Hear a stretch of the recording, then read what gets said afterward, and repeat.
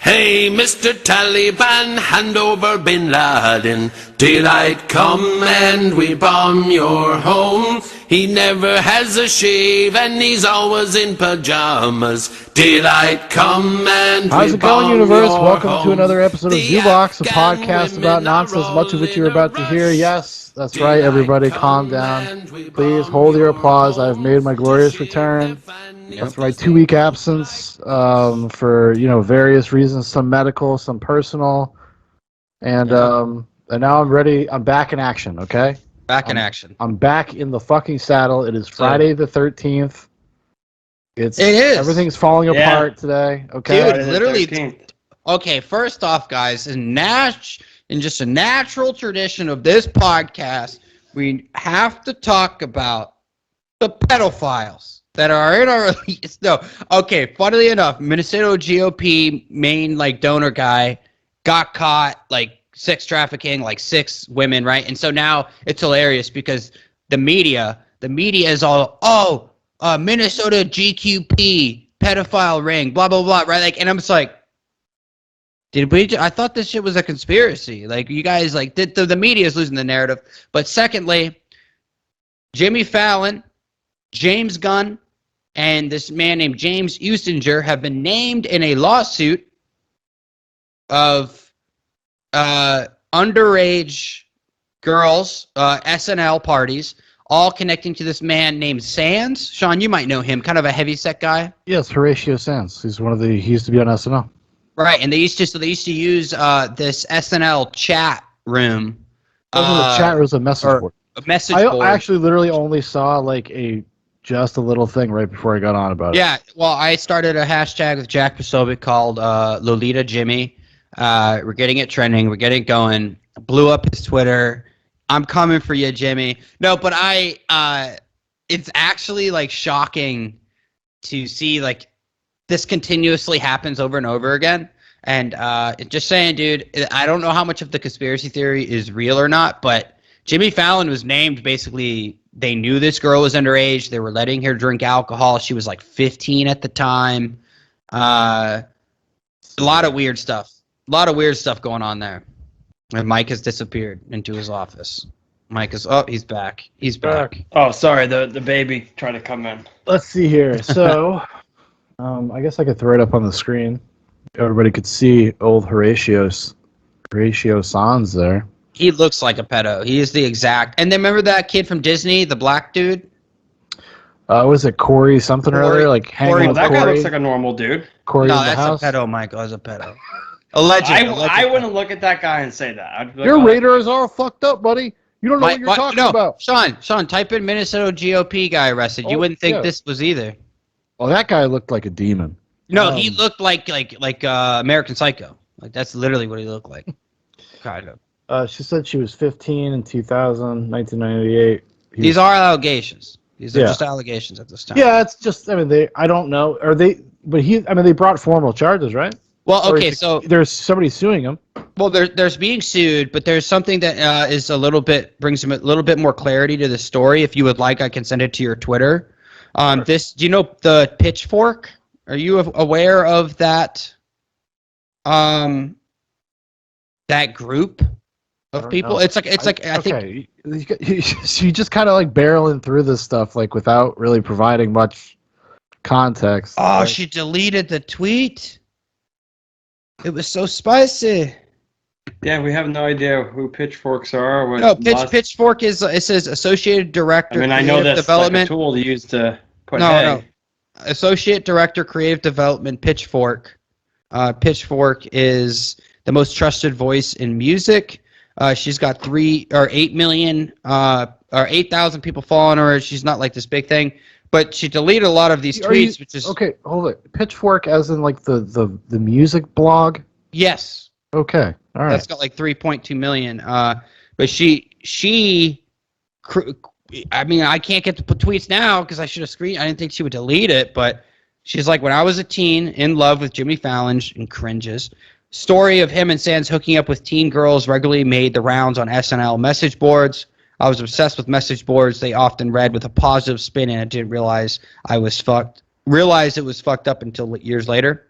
Well, I guess she deleted all these tweets, which really sucks because there was some. She gets a little bit more into like girls would use the message boards to get invited to these parties. So, Dan, did these guys know that these were Yes. underage? Okay, according to the lawsuit, Jimmy Fallon was aware that this particular person was underage at the time. They were feeding them alcohol. I thought that's what I read earlier, but Okay, so well, it says Sanz and fellow castmate Jimmy Fallon emailed the 15-year-old from an NBC account, according to the suit. yes, according It does not suggest, though, I don't think it says whether or not they are aware of their ages. Yeah, because if you're not aware of their ages, If you're just talking to people online. I'm just saying. NBC. I often post No. as a 16-year-old girl online. No, so no, that's no, how I but no. know people but lie. here's what I'm saying. If you are like a Jimmy Fallon and you don't know their age, you might think they're I 19. understand It's not as that. bad. As No, if but you listen know. to me. According to the information I read earlier, which I can only from the lawsuit, this is why NBC, Shaun, who runs Jimmy Fallon? Who runs it? Who owns Jimmy Fallon's show? What network is it on? Is it on it? It's on NBC, isn't it? Okay, so like I don't really trust these people to be impartial. Yeah, well, it's Universal. I mean, that's who owns it. Yeah, but like anyway, I don't know if Jimmy Fallon, according to the lawsuit, he knew she was underage and she had been there multiple times. This was Actually, not something that. Oh, well, I have the paragraph right in front of me where it says what you're about to say. It says, in May 2001, when she was 16, the girl was allowed into an SNL party, according to the lawsuit. It claims that Sanz and other cast members, including Fallon, saw the girl drinking alcohol but did not stop her. According to the suit, they either knew or should have known that the plaintiff was under the legal drinking age, and she had spent the past year traveling from home to try to get standby tickets to the show, which is what you do if you want to like try to get tickets to the show and you don't know anybody, you don't have connections. You can go and wait in line basically and see if tickets open up. But that's very specific wording. Knew or should have known. Well, it's a lawsuit. They have to make it pretty broad in the language so that like knew or should have known that there is some liability as far as maybe Fallon. But I believe the emails from the NBC with Fallon that I had saw in the lawsuit earlier, it doesn't necessarily say and or, but this message board was filled with teens. It's kind of like, should Jimmy Fallon, who knew that there was a lot of teens on this message board, and if somehow decided to engage with said possible, because it was known that there was young women on there, that him not even asking for her age is a very bad thing. At the least. Sure, yeah. Irresponsible at the least. I think it's like kind of what we're seeing nowadays is kind of just people actually seeing the seedy underbelly of parts of like the entertainment world where this stuff is actually way more common and has been for a very long time, especially with young girls, young teenage girls. That's been a thing. And Adrienne Curry talks about it in her bonus episode on Timcast. Spoiler alert, but she's like, it's normal. Like 13, 12-year-olds completely nude at these parties. Like this is what happens. Yeah, but how do they get these girls, or who? Well, I'm confused. Well, because these girls are so young. They're enamored with them as like stars, right? It's the same thing. That's kind of what happened with that Chris D'Elia dude, right? Last year.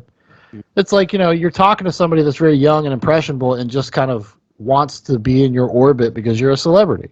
Well, Chris D'Elia never hung out with someone underage, right? Like as far as we know. He hung out with somebody, but he technically he did what you would say Horatio Sanz did, which is it went through a series of grooming through instant messenger and stuff like that. That's really what he's being accused of. What they're saying is that he was like hanging out with this girl. He like called her over. He put his arm around her waist. She was sitting on his lap. Maybe spanked her or something like that. Put his hands on her hips, and then he began contacting her through instant message and inviting her to other parties, which they're claiming ended in molestation. That's what the claim is. That's what the claim is. I think the thing to just point out is with the Chris D'Elia thing, as far as we know, as far as what has been publicly available that I know of, he never hung out. What happened was he found out their age, and then he hit him up like a year later or 2 years later, or like there wasn't he didn't always stop. active engagement. I don't know. That was part of the thing, is like he didn't really stop talking to some of them. I mean, I don't maybe. know. Honestly, I don't know if that story changed or if they dropped whatever charges. I don't know. Well, there was no charges ever brought against him, I thought. Or if the story was ever like dropped or changed or updated. Yeah. I know. I mean, he's back in a certain capacity. At least he does his podcast and he does all that stuff. And I've seen the views. Like he still gets a couple 100,000 views. Yeah, each podcast. So still, but like I think there is this. Shaun, you're right, but like. There is this air of, it's kind of like the Hunter Biden thing, like this air of arrogance. Like, I just don't have to worry about getting in trouble. I have powerful friends. Yeah, because, it's not, I don't even think that you even think of for me. You feel like you're entitled to it because of your celebrity. And then if you have a predilection, because a lot of these guys, look at somebody like Horatio, Sanz, or Jimmy Fallon. Probably not the most popular dudes in the world growing up. They get a taste of fame. They're able to leverage. We're talking about kids, though. That's completely different. Well, yeah, I know, I understand that. But then they leverage that to, get laid. And who is easy to get laid by? Because they're still nerds. They're still geeks. They're still not able to go out and pull model pussy. Like, so they're just like, who's easy? Who are easy targets? Usually young girls that are impressionable, or young boys, whatever. But I guess it's just like, if they know, it's one thing, but if they don't know, if you don't know, like, okay, of course, if you don't know, it no, but it's just this. But Dan, you know 6ix9ine the rapper? Yes. There was a girl that went to one of his concerts that was like 15 or something, and she got on the stage with him, and he did, I don't know, he was like groping with her and stuff, but he didn't know. Well, okay, fair enough, but that doesn't mean there's not a crime. No, but it wasn't. Listen, this is the very mother specific. started and freaked out. If a young woman said she's 17, let's say you're in Florida where the age of consent is 18, you cannot have sex. If you're 18 and your girlfriend's 17, like that's dangerous. Like you could get. I actually know a guy who went to jail for that because the parents didn't like him and they whatever. But let's just say, she says she's 21 and she ends up being 15 and you never ask to see her ID and you do all this stuff. It's still your fault. Yeah, it's still your fault. But what I'm saying is, it's not like you're like. There's statutory rape, Michael. But you're not. That doesn't mean that if you did something like that, you would be like a pedophile or like you don't have like those tendencies. Like no, I don't think it would make you necessarily a pedophile or a hebliophile or whatever they call them. There is kid fucker file. Yeah, kid fucker file. No, I don't think that would make you a pedophile, but that doesn't mean that you should not, if we're talking about the world we live in, even though I disagree with a lot of the ways things are run, the way things are currently run right now, you should be held criminally liable for your actions. It's like speeding and then hitting somebody. Like if you're going 100 miles an hour and you crash into another car, that can be considered homicide. But like, what if you go to a bar, you meet somebody, they give you a fake ID, you like ask this girl for their ID, and that's why that's what the idea that we have courts for, right? It could still be statutory rape in some states. Would it be statutory rape if that was the specific context, was like a girl used a fake ID to get into a bar, she's like 16, she gets a fake ID. Some girls, dude, I mean, we all know. We went to high school and shit. Some girls look like they're 25 when they're 16, 17. Yeah, that's what I'm saying. I listen, I'm going to tell you right now, if you still trust our justice system, and to think that like a district attorney that's not like insane and it's like, oh, Me Too movement, we're going to get you. They will just do it. They will they don't care. Okay. And that's all I'm saying is like the system is there. No, I wasn't talking about the system. I was just talking about like more public opinion. Oh, public opinion. No, I don't think people would consider you, like if it's going to be a really hard thing to overcome. Like that's a hard thing to overcome. Yeah, I was just saying about these guys. Like if they are going after young girls on purpose, then that's one thing. But if they hooked up with somebody that was, I don't know. I agree. It seems clearly that Horatio Sanz, at least him, he at some point would have known during the process of continuously engaging with this person. So even if he didn't know the first time she went to a party, he definitely knew months later into it, right? And she was still, young. She would have been 16. And She she was was, 60. and then what? He was 31 at the time. Yeah. I think we can all clearly say that that's bad. So like, I don't know if this is, but whatever comes from this, and we'll have to hear his side or whatever it is. He still is the presumption of innocence in this current system that we have. So I still think, yeah, like we're gonna have to see what happens. But Jimmy Fallon, I just don't doubt that these guys have done some nasty shit and they get away with it. Like I just don't. Yeah, I don't doubt that either. Of course, it's possible. Anything's possible. No, I I mean, just mean like in general, like these arrogant, like when I've been reading War and Peace by Tolstoy, and like he starts, no, I'm serious, no, because like this is a very broad connection here. no, it's not a broad connection. If I could please finish, thank you. I'm talking about the arrogance of the elites. These arrogant, like educated, like they don't ever think they're wrong. They think like this is deserving of upon them, like this is like divine. Like these people, like I worked so hard to get here. You can't knock me down. Like blah blah. I'm sure there's some people that feel that way. I'm sure there are. Most of them. And I think a lot of people that that get famous kind of out of left field or didn't grow up famous or wealthy or weren't related to people. I'm sure there's a period of time where you go a little crazy because like, fuck, you can do whatever the fuck you want. It's like I still think Hunter Biden. So like, but that shit is like but that would be more specifically like what you're referencing than say you found. No, but there's varying degrees within the hierarchy of like aristocrats in War and Peace, where like even though you're a prince, you could still be like poor as shit and have no power, no authority over anything. You have to grovel to like a duke or whatever. Yeah. Well, if you're the prince of a shitty kingdom, yeah. Yeah, and like the duke is just like the duke of a badass place or whatever. I just think when we talk about like Hunter Biden, and like a small tidbit of information that kind of came out recently. Another video got leaked, and he's like, "The Russians stole another one of my laptops." Well, it's like it was the videos from 2018. He's up like coked out of his mind or cracked out. This is the third laptop. The video you're talking about is from 2018. Yeah. But another laptop got. Yeah, so he's talking to some prostitute. They're naked. They're hanging out in a bed, and he's just like, "Oh man, I think they fucking stole my laptop." Why are you recording they're this? fucking like they got. Well, apparently he just records himself having sex with prostitutes. Like this is a normal thing for him, and he uses his laptop. He just uses his laptop. I don't hate on that. It's kind of cool. The memories. It's like taking a picture at the park. Yeah. He is the way he's been protected by his father and like everything, it's like so transparently insane. Yeah. And because if this was the other way, we all know what it would be like 24/7. Yeah, it would be just never ending, and they'd be trying to ruin his life constantly. Like if this was Don Jr., like they would be trying to tear his life apart. God.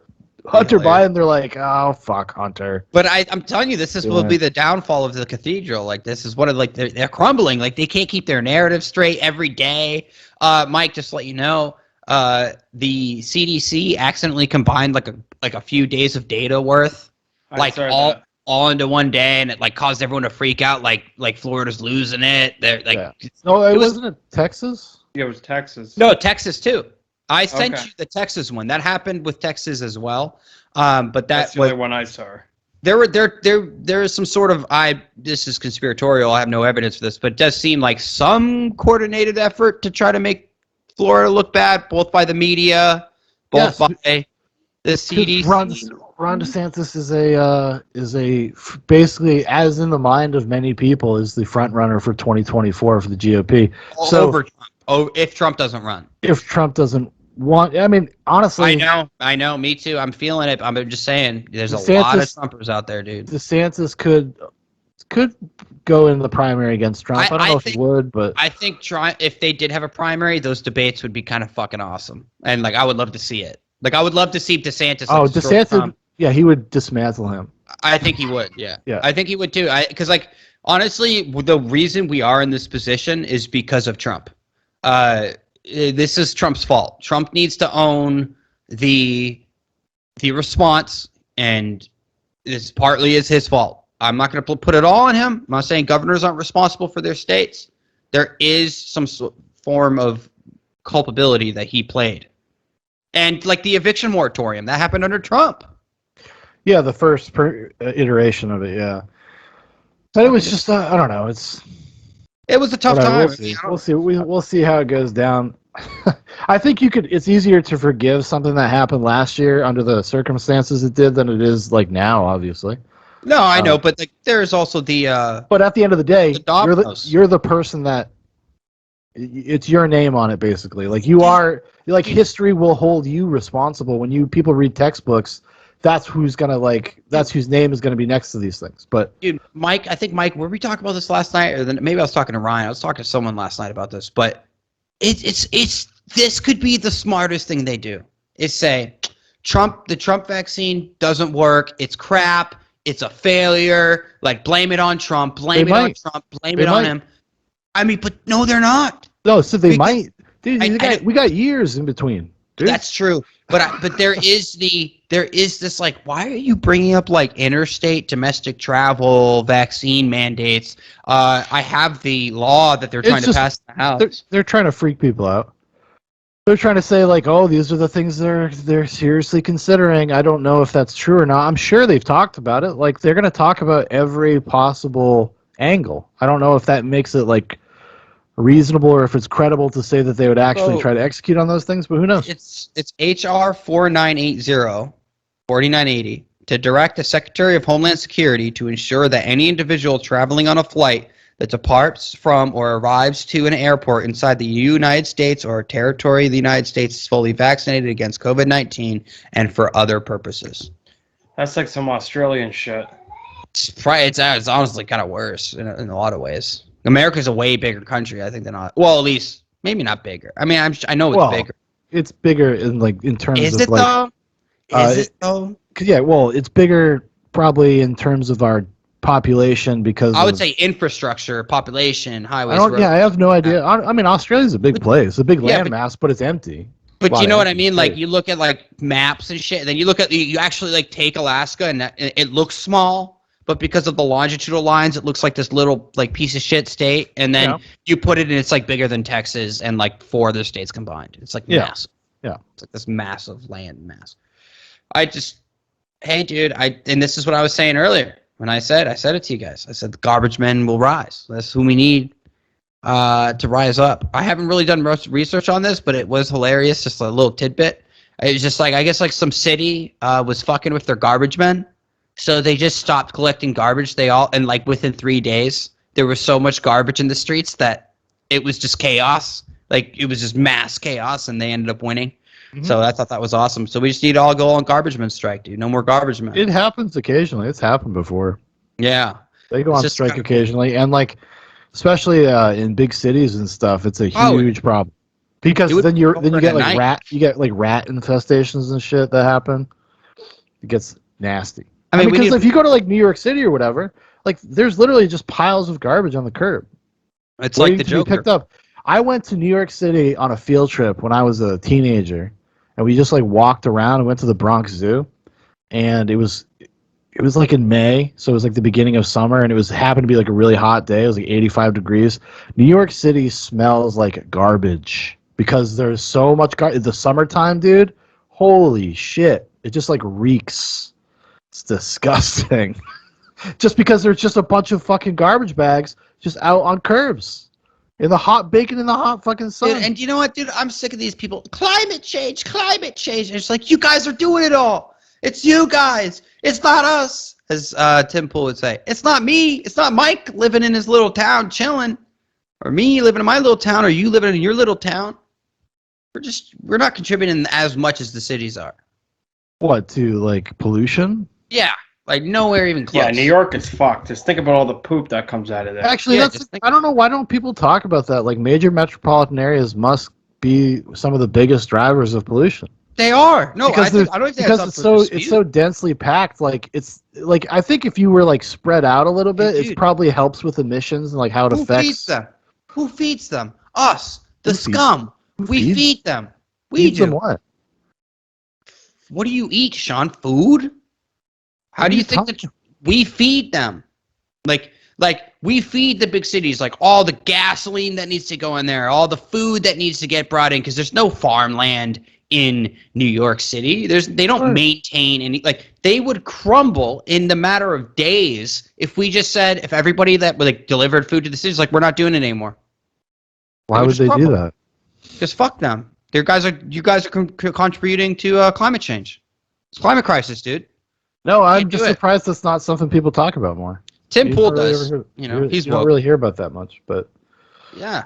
I'm telling you, read Tolstoy. Everything just comes. I'm just kidding. I'm actually really enjoying that book, but just the fuck the cities, dude. Get out of the cities. Why would you want to live there? Like, why?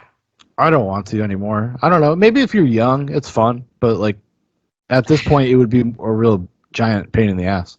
I mean, but like these people, like, we don't need them anymore. We don't need these big, massive cities to like. You don't need a lot of things. But I'm saying like the industrial side of like Hollywood, or like you can do things more remotely now. You don't need to do all centralized locations like Broadway. You can do them on YouTube. You can do what I mean? That's what I think. I think the internet has really democratized culture in a way that major metropolitan areas no longer have like the patent on it anymore. Exactly. Like you don't have to exist there. I remember because that's how I was, because my wife is from a city and she liked city living. She liked it. Like she enjoyed the lifestyle and stuff. And I always kind of disagreed with her because I just was like, oh, it's just like you don't need to actually live there anymore to experience culture. And I think that we are culture. Like what you do is culture. Like you don't need to necessarily just like live in a place like that to have experiences anymore. But there was a time that's where you had to go. You wanted to see anything cool. You want to go to a museum. You want to go see a show. You want to do whatever. You're gonna have to go to a city. Yeah. Well, the way I look at it is, parallel institutions. We'll build our own cities. We'll do our own thing. I think that's the future. I think that's what we got to do. Well, why would we want to build cities? No, but because we don't believe in fucking climate change, Shaun. We're not hypocrites. Yeah, but why believe in this garbage? Why would we want to emulate like the?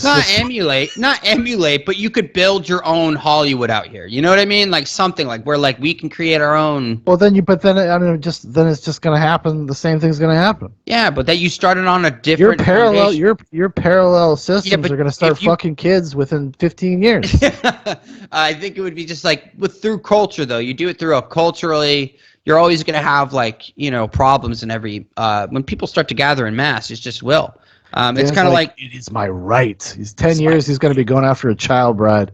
It is my right. God, dude, that's. I am Prince. I'm not fucking. I'm not Foucault. Okay, I'm not just going to go out and fuck 14-year-old boys. Like, it's not my thing. Or hey, man, you know what they say? Once a philosopher, twice a sodomite. I stole that from Curtis Yarvin. Actually, he stole it from Voltaire. So, hey, dude, Curtis Yarvin, dude, he created the cathedral. Actually. I know. I told you about this a couple years ago. Okay. Let me glow. You sound like the fucking hipster kid. I listened to the Pixies 3 years before you were. That's true. Well, I'm sorry that you're older than me. I knew about him before his real name was out there. Like he used to just be really? Mencius Moldbug in like the mid 2000s, stuff like that. And he had a blog. I didn't get a smartphone until I was way older. Shaun. Yeah. What is the drink that you used to drink that was called like Pixie or something? Is Moxie. it an orange can? Moxie, that's what it is. That fucking piece of junk. That trash. I love that shit, dude. They still make it? Yeah. You can go to like Whole Foods and usually buy it in like single bottles. What does it taste like? It's kind of like a black licorice root beer type vibe. It's okay. It's an acquired taste, man. It's not for everybody. Yeah, it's like not. For some reason I thought it was called Pixie. I'm like, what is he? I was trying to. No, dude, that's buy gay. It off That's gay. What are you doing? Gay. Actually, can you buy it on Amazon? I don't even. Yeah, you might be able to. I bet you could. Can't hear you, Mike. You turned it off. Oh, I was going to try to buy it.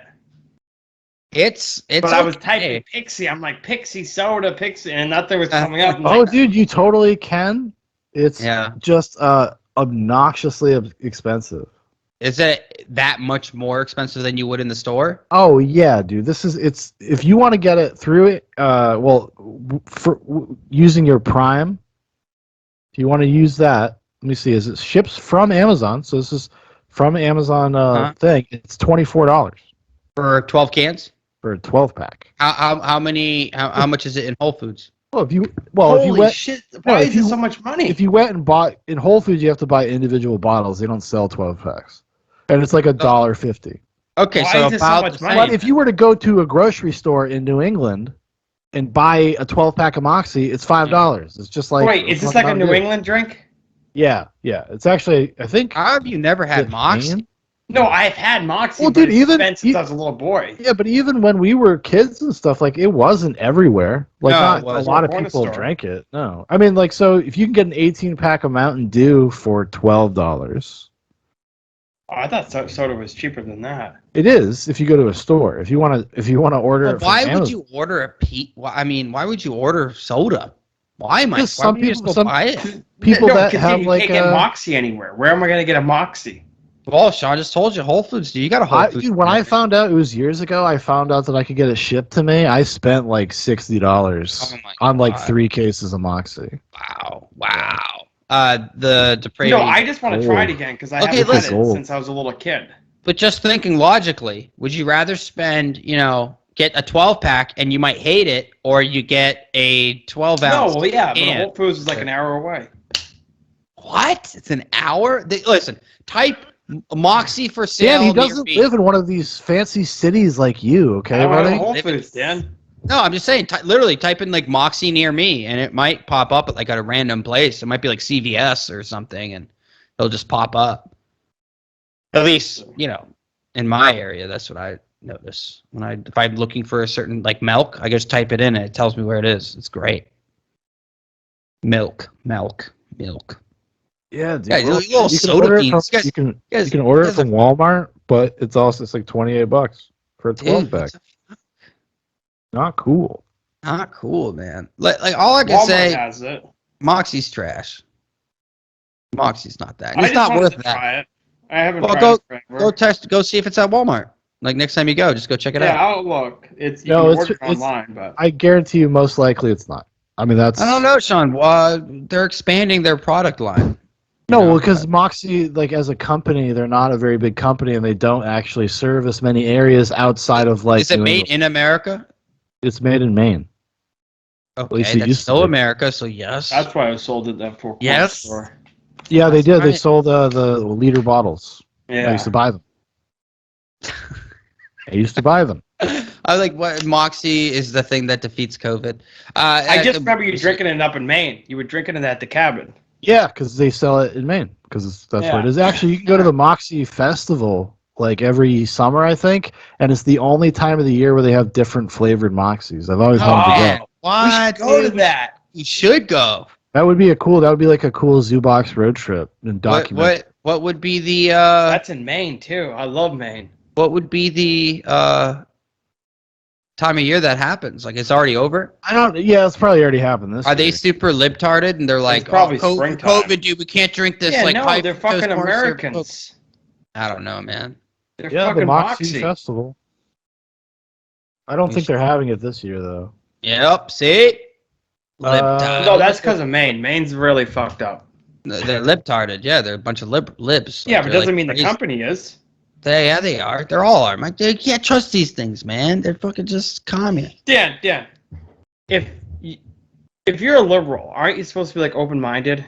No, that's what it's supposed to be. The modern. Yeah, but that's is what I'm not. saying. So like, They're calling them neoliberals now. so they're not really liberal. They're not really open-minded people.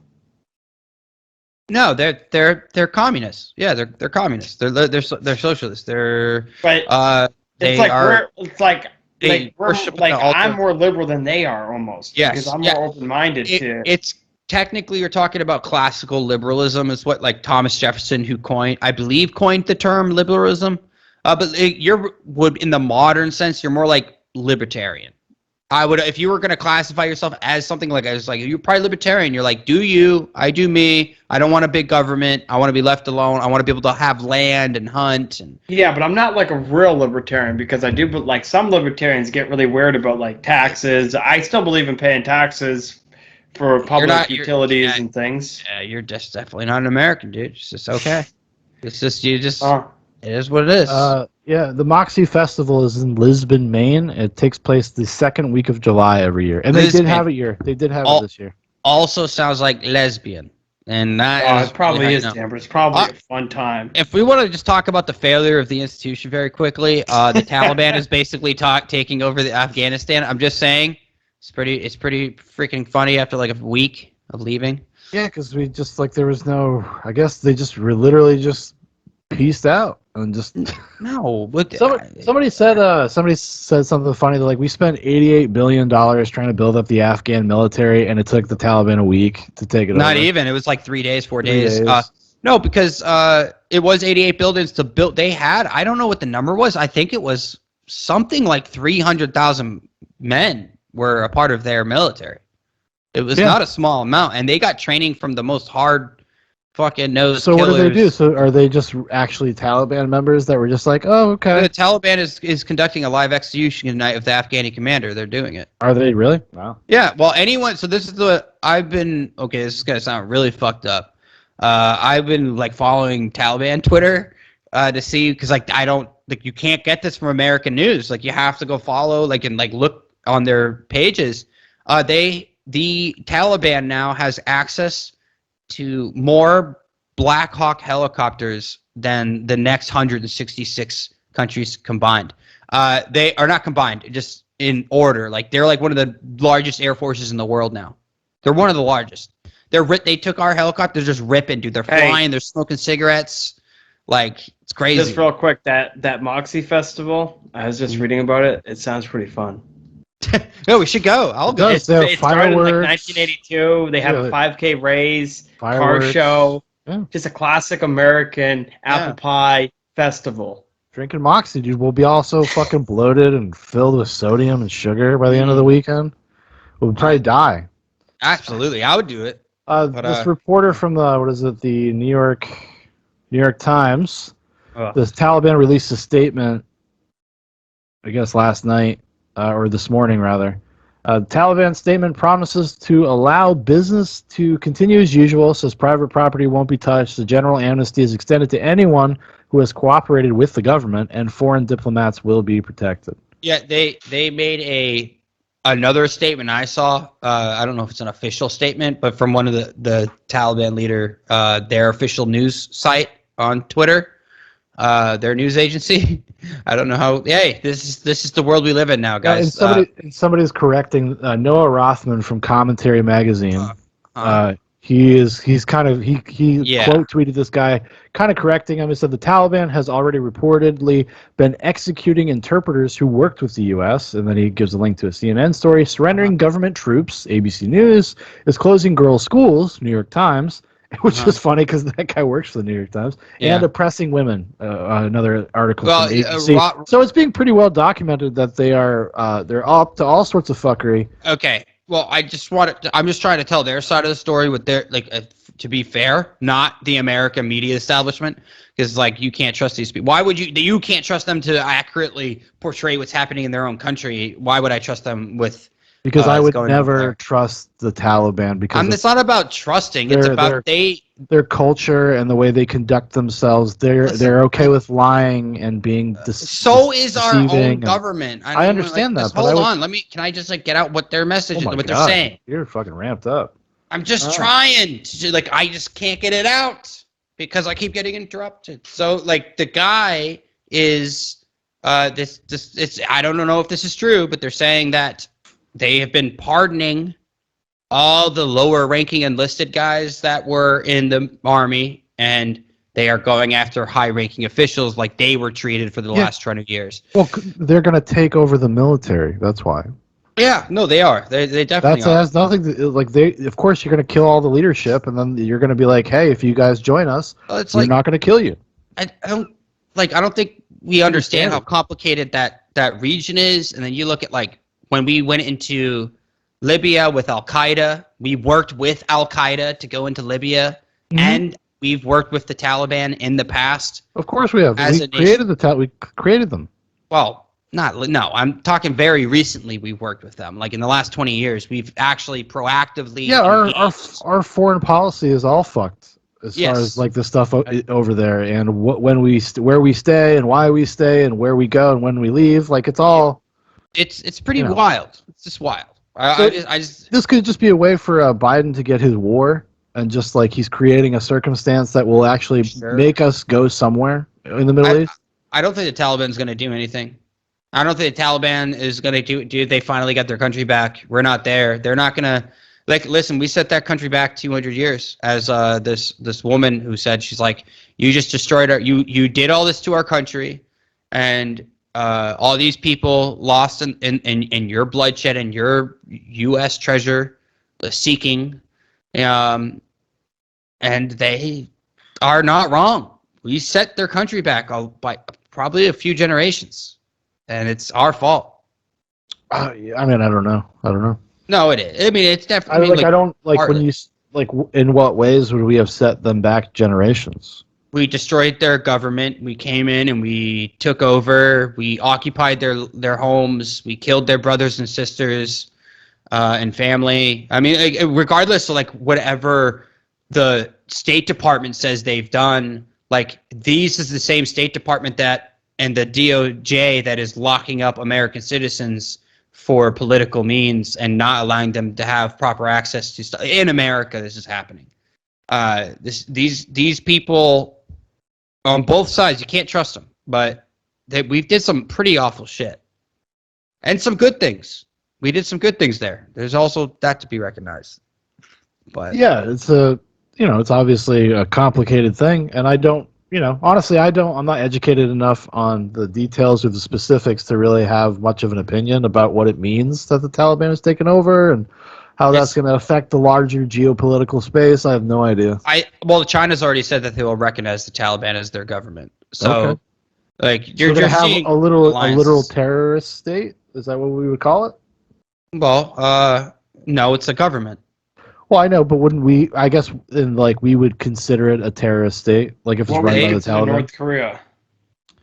What's the difference? No, is that like a terrorist state? Is that what we consider it? That's a good point. I don't think we do. It's a dictator, but like the thing is, I think this is why, like, this is the same thing the founding fathers did. The Taliban just beat the most powerful nation on earth. They just knocked them off. Like, they just waited them out. They were patient. You can't instill democracy and your will into a different culture. It's just not going to happen. Nation building will obviously take longer than 20 years. No, it's going to take like 100 years. Yeah, well, and the thing is, like, to them, we were the terrorists. Well, obviously, we were the terrorists to them, yes, but we were. I know. We terrorized them. Well, we did awful things. Yeah. So it's just like, in that recognition, you have to almost respect the Taliban in a weird way. Like, there's a respect. Like, I don't agree with their views. No, I don't agree with their views, but I'm just saying. I think two things can be true at the same time. The Taliban can suck, and so can our foreign intervention. Like, it's. No, but the thing is, like, if we created it and then we paid them and we paid them through Pakistan proxies and like did all this stuff, like, we were the ones who like perpetuated the war too. And it's just, I'm just saying, like, if a people stood up to the machine and they won and they got their country back, I may not like it, like who is taking over. But you have to respect. It's kind of like the British. They felt like we were terrorists. We were the fucking bad guys. We did all this evil shit. Yeah. And we killed their sons and daughters, or whatever. Like, we killed like the loyalists and like all this stuff. Like, it's just because we won. And then to the Taliban, they're the heroes.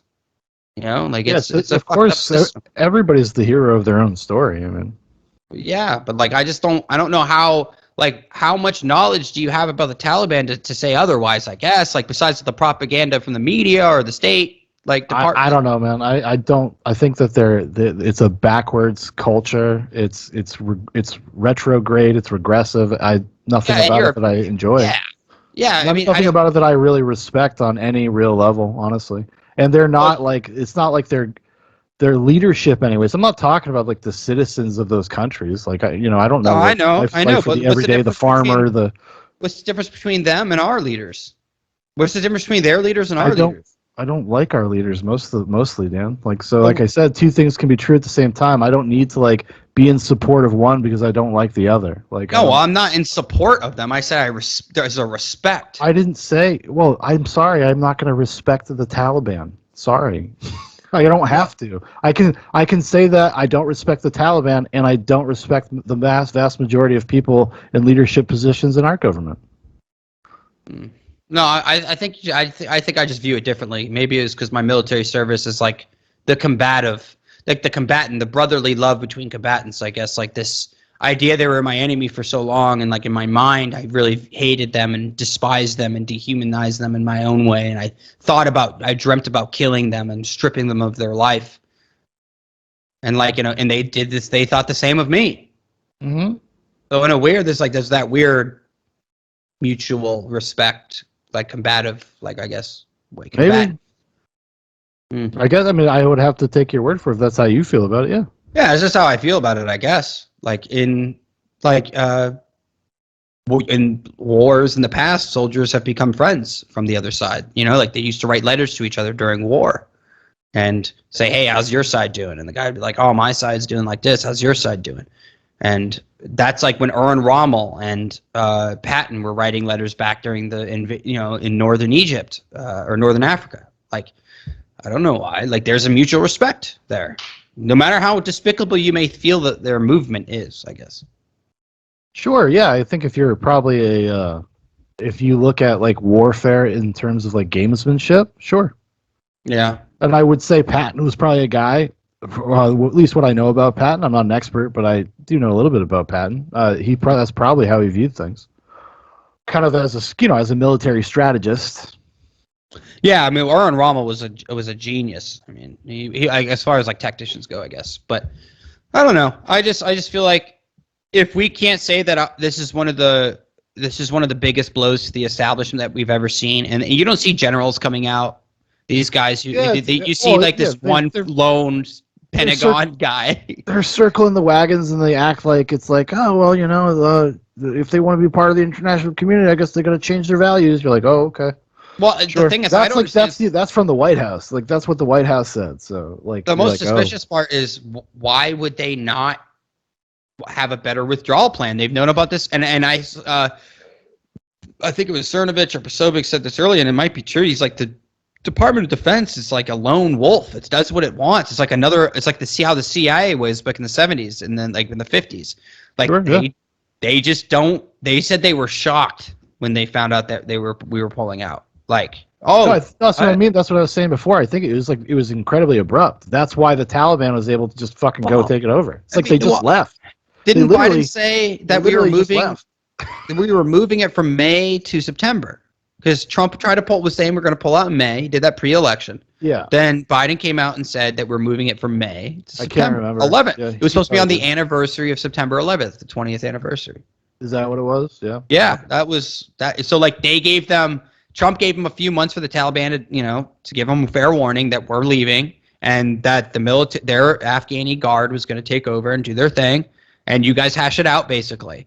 And then when the extension came from Biden, you just gave the Taliban another year of recruitment, virtually, or half a year of recruitment of, we're going to beat them. They're leaving. They're afraid. Then they just took, and then the guard probably felt pretty demoralized. Probably felt pretty like, oh, we just kind of like left here now. Yeah, they would feel abandoned. Of course they would. I don't know. Maybe they didn't want to be like this. Who knows? Maybe they're. I mean, but you got to think. Most of that military force are just like regular fucking people. Like, that's why the Taliban's not killing them en masse. That's why they're not executing. Because they want them. They want them to be part of their new institution, whatever you want to call it, like their new government. Like they're gonna need it if they want to be a government. They want to be a state. You're gonna need a standing army. So yeah, then they got it. We paid for it. You're welcome, Taliban. Yeah, pretty much. $88 billion. Dude, I'm telling you, this is the biggest fucking grift scam I've ever seen in my life. Dude, like, this is my thing. It's like the Taliban and the U.S. government are the same exact thing, the same exact entity. They have the same exact principles, morals, ethics. They view their slave class, they're subservient, because to the Taliban it's just women are like the lowest of low. but there's still that hierarchy too, and it's pretty scary that we live in a world still where this minority rule idea, like it's pretty just nuts. But I mean, that's the world we live in. I have to live in it for now. So We live in a goddamn prison planet. I still love America. I do. I love it. I love America, dude. Got a big American flag hanging in my front of my house. I love it. I saw. Is that where your profile picture is from? Yeah. So Yeah. speaking of a prison planet, so Texas is the first state to make paying for sex a felony. What do you guys think about that? Bullshit. If you get a prostitute, you're a felon. That's kind of crazy. It is. A lot of good things about Texas, but a lot of bad things. And obviously they're coming from the angle of morality, human trafficking. Yeah, and that's fair. If we're gonna talk about like actually still this fucking bullshit, I think the Iron Maiden guy said something. The lead singer of Iron Maiden, you know his name, Shaun. What's his name? Oh shit! Fucking, you call yourself a goddamn fan. Not really, but anyway, the guy from Iron Maiden. He's a little bastard. He said, like, there's another person who said you can't legislate morality, right? You can't legislate morality. It's like impossible. It's like what we tried to do in the Taliban was forced morality. We were trying to force our morals on them in our government structure. It's like impossible. You just can't do it. Well, when it comes to drugs, paying for prostitutes, stuff like that, yeah. Right, and you just can't. People are still going to do it. People still murders. People are still going to do these awful things. The felony will stop like the guy who misses his who's like, I don't know, he wants to cheat on his wife, but he doesn't want to get caught. It might stop that guy. Like it just might. It might persuade him not to do that. He'll just go get an escort and do it legally, right? But the lead singer from Iron Maiden said, with all this like COVID response, these laws, these mandates, he's like, you can't legislate mortality. I was like, oh shit, that's good. That was a good line. It's a good line. It's a good line. Can't legislate mortality? Mm-hmm. It's a good line. You can't save everybody. You can't mandate. You can't pass a law that says you can't weigh this much. Like you can't. Like that's what they're saying. Like you can if you wanted to. You could. Yeah, it'd be pretty fucking crazy, right? But they could. They don't. Well, they won't. They want everybody fat. They want little fat consumers. Yeah. They want coomers, dude. Coomers. Dude, Jack Posobiec kicked up the hornet's nest, like basically calling Marcus Luttrell a liar. He's like earlier. He's like, if you guys still believe lone survivors are real life, and like internet exploded earlier. I just thought it was funny. Oh, but, because he doesn't like Crenshaw and he's friends with Crenshaw or something? No, I don't know.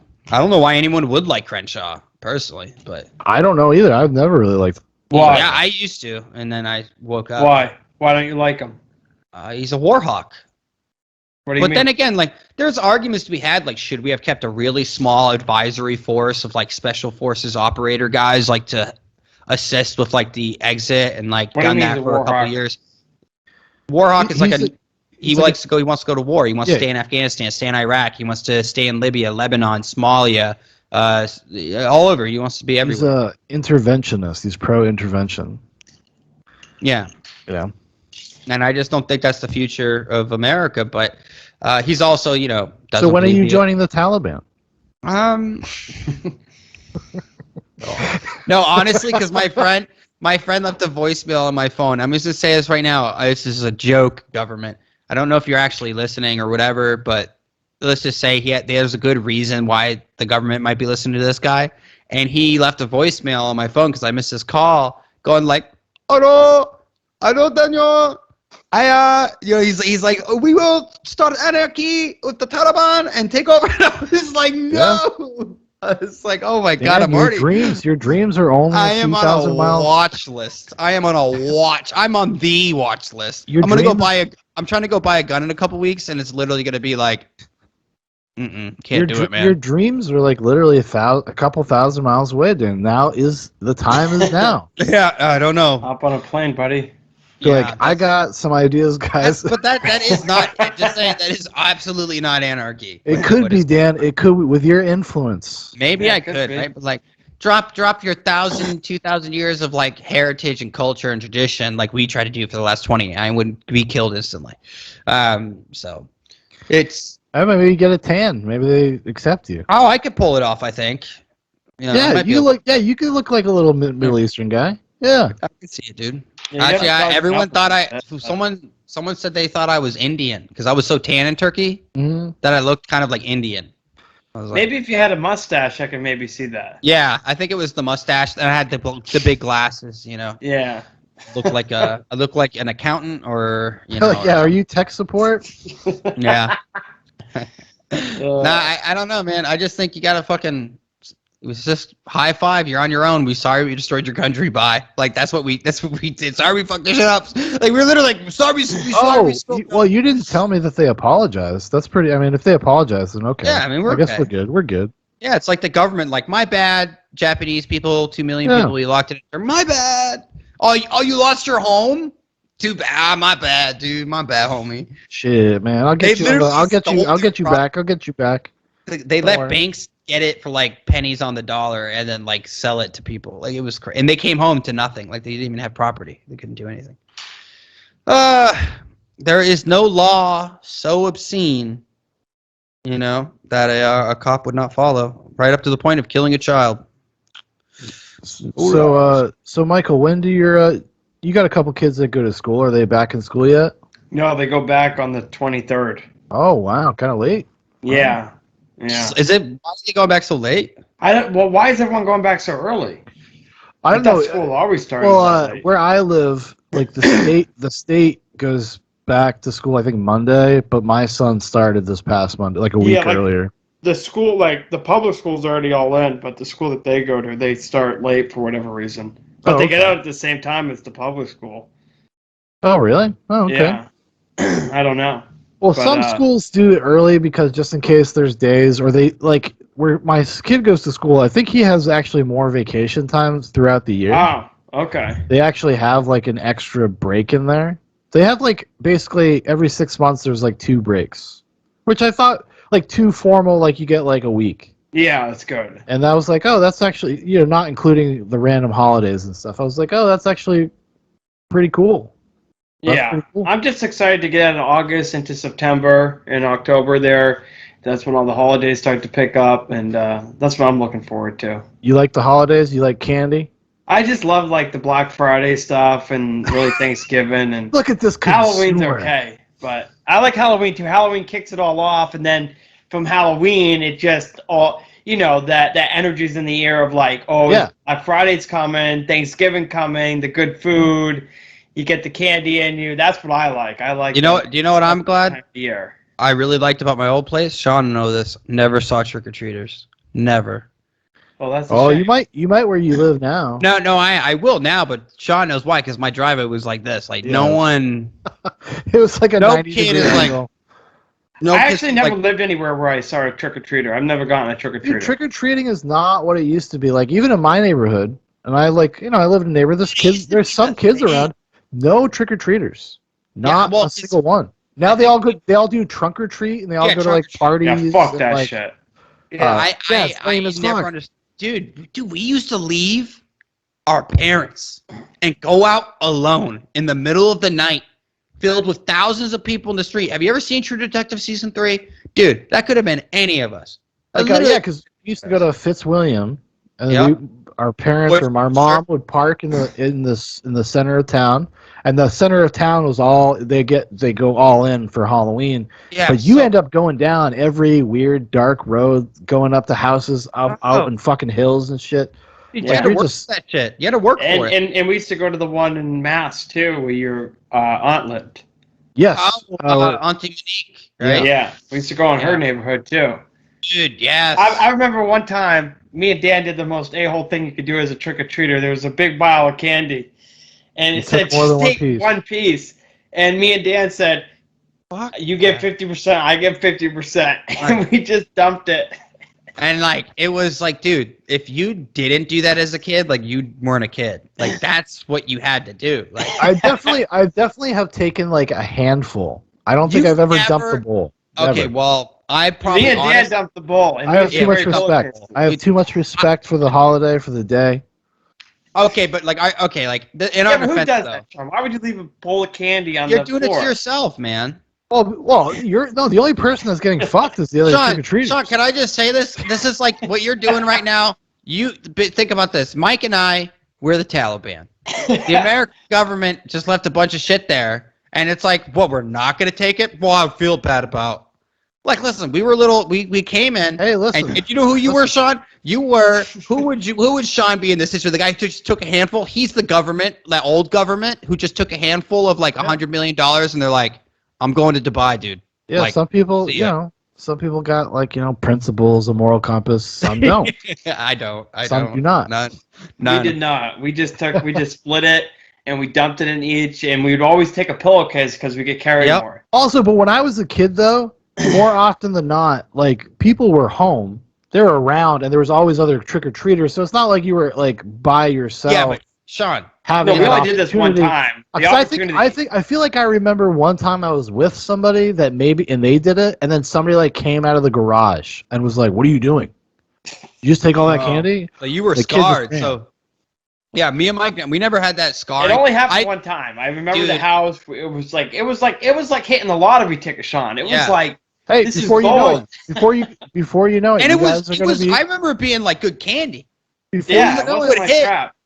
Shaun, listen, you opened a door, and now you guys are moments away from being kid fuckers. Now I'm going to go work for the Taliban. Like, this is how it started. This is how it starts. The road to the Taliban started with you stealing a bunch of candy. We're talking not that cheap shit, like that cheap assorted bag candy. I mean, these motherfuckers had 10 different like types of candies mixed in. It was Baby Ruth, Snickers. It had them all. It had Hershey's. It even had some Milky Ways. Remember the Milky Way days? When's the last time you had a Milky Way?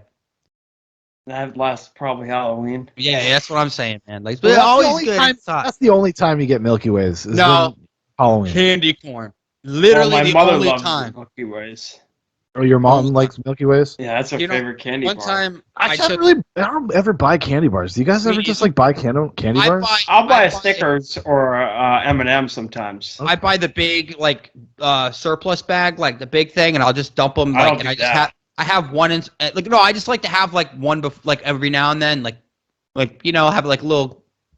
Yeah, I can't do that. I'll end up eating the whole damn thing. We're talking like they're like. Do you know the ones that you can actually take out and spell Snickers? Like those very small, the micro minis. Yeah. But one time, actually, our Shaun and I's sister, I did that with her. I took her and I was like 15 or something, and I dumped all the candy. She was livid. She's like, "What the fuck?" And I was like, "Hey, man, we do what we got to do.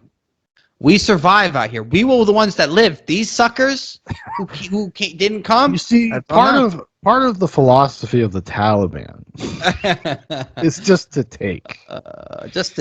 I mean, it's a listen. If you're dealing with an institution that has no principles, why should you?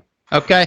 So like the trick or treating situation is just full of people dressed like beanies. The opportunity only ever happened once. But listen, there wasn't many opportunities like that, Shaun. You got to take an opportunity when you can. Hey, Michael, tell that to Jimmy Fallon, buddy. Yeah. Okay. No, but like, listen. All I'm saying is, it was if these people weren't principled, they didn't actually partake in the spirit of true Halloween, which is opening your door. Oh, so you were playing tricks. You were playing tricks. Yeah, we were playing tricks, but like they didn't partake, and everybody knows.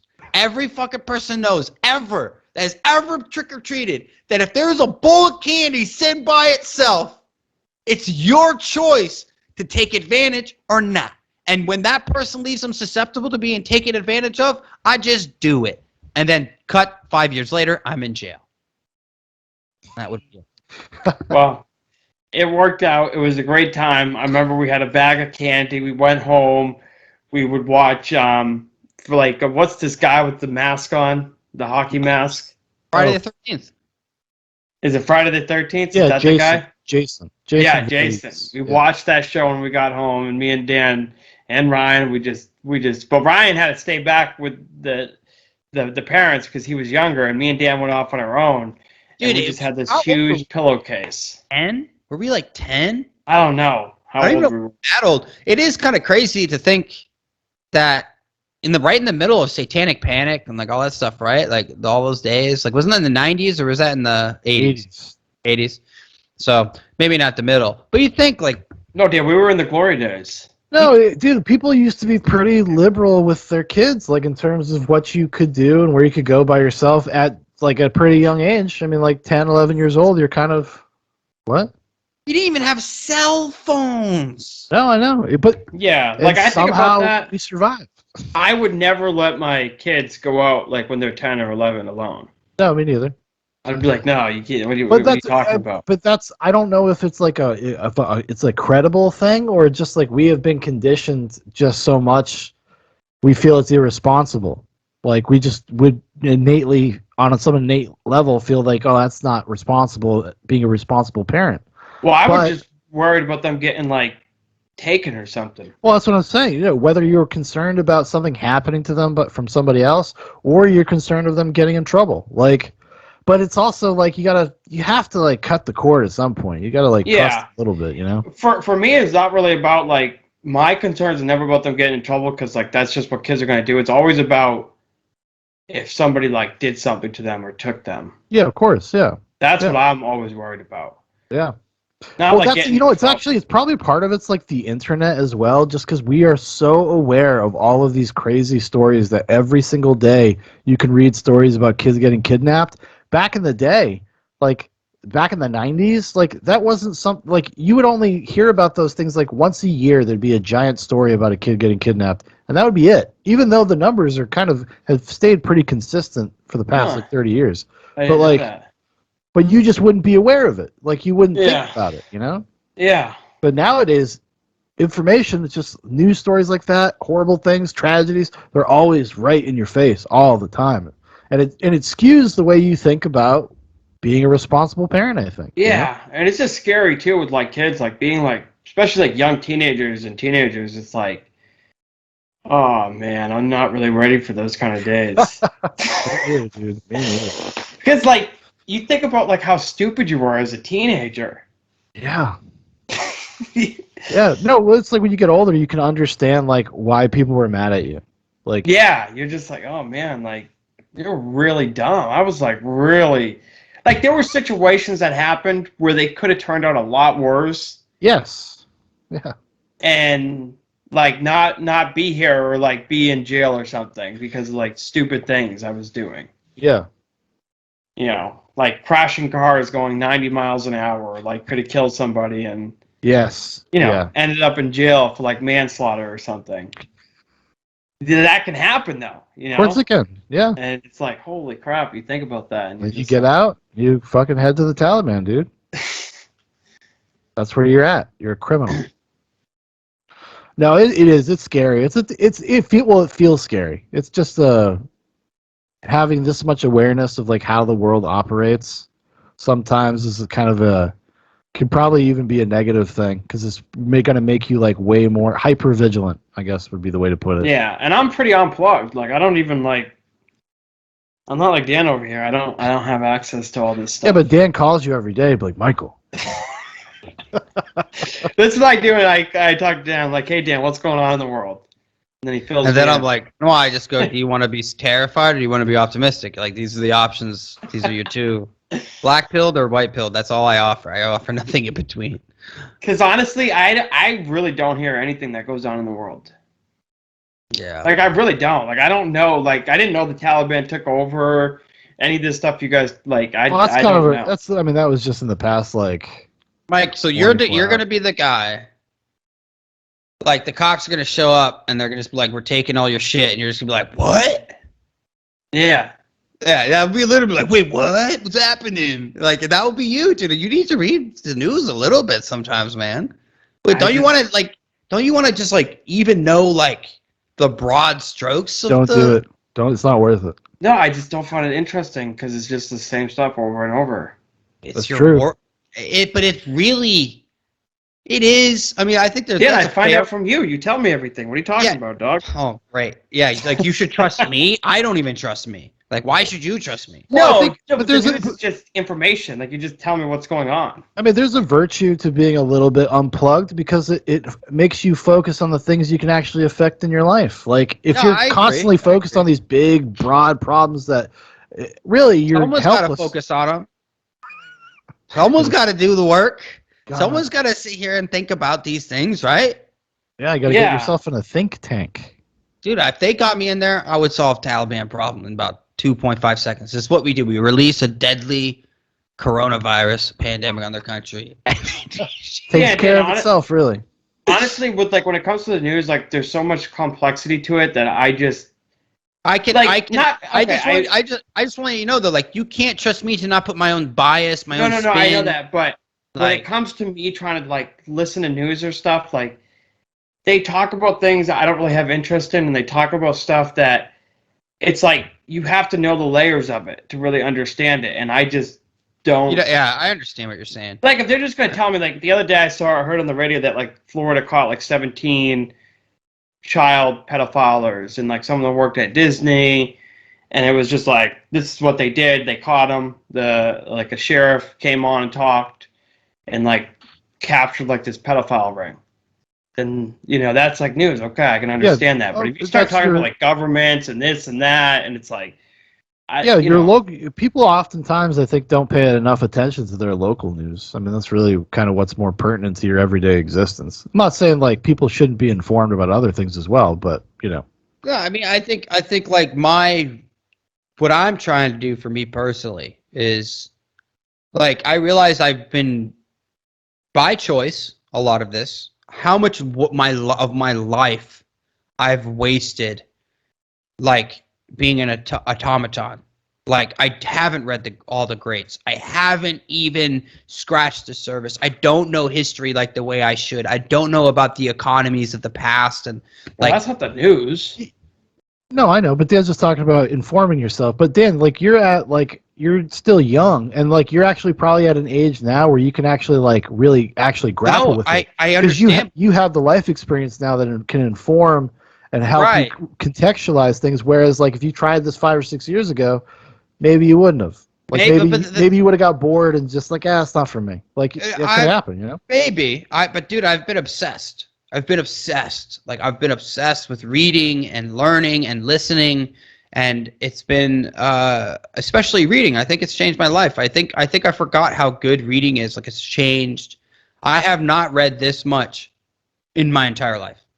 In my entire life, I have not read this much.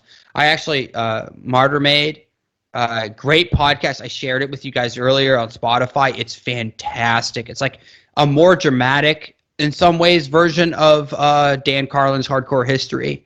It's got music. I was just gonna tell you something. You share so much stuff that I don't know what to listen to. I'm the only one who shares things on there. It's not my fault. Yeah, but you put too much information in there because I don't know what is what.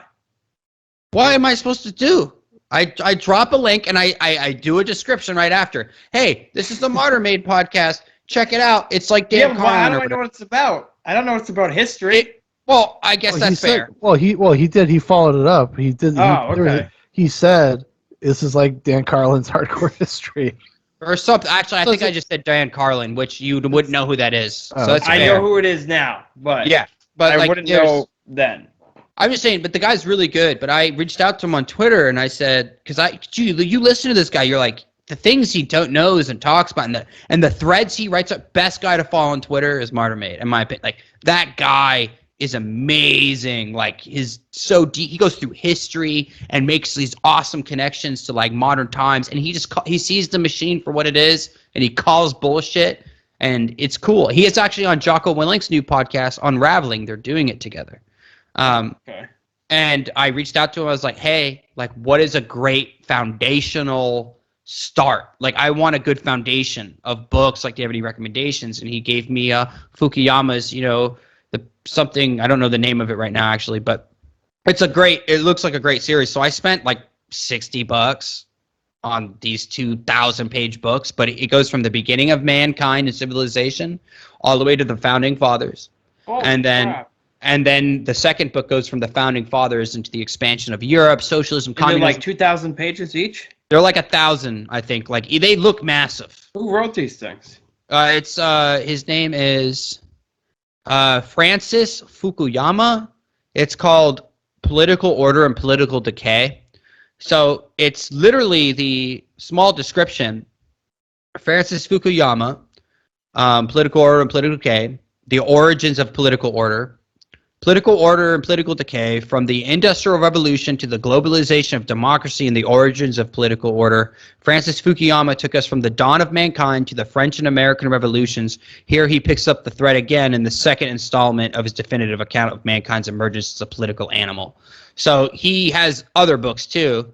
But I'm gonna read this, Political Order and Political Decay, and then I'm gonna go through his other books too as a foundation, so I can get a broad strokes of history, how these economies worked, how these histories were formed, mankind, civilizations, so that I can actually try to I want to pontificate upon what can we do better.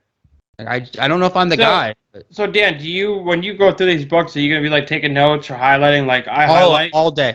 That's what I do, right? You can highlighting, like when you highlight stuff, it like puts it in your head almost. Ask Even Brian, if you never read it again. He saw me sitting in the car with him. That's what I do. I have a pen.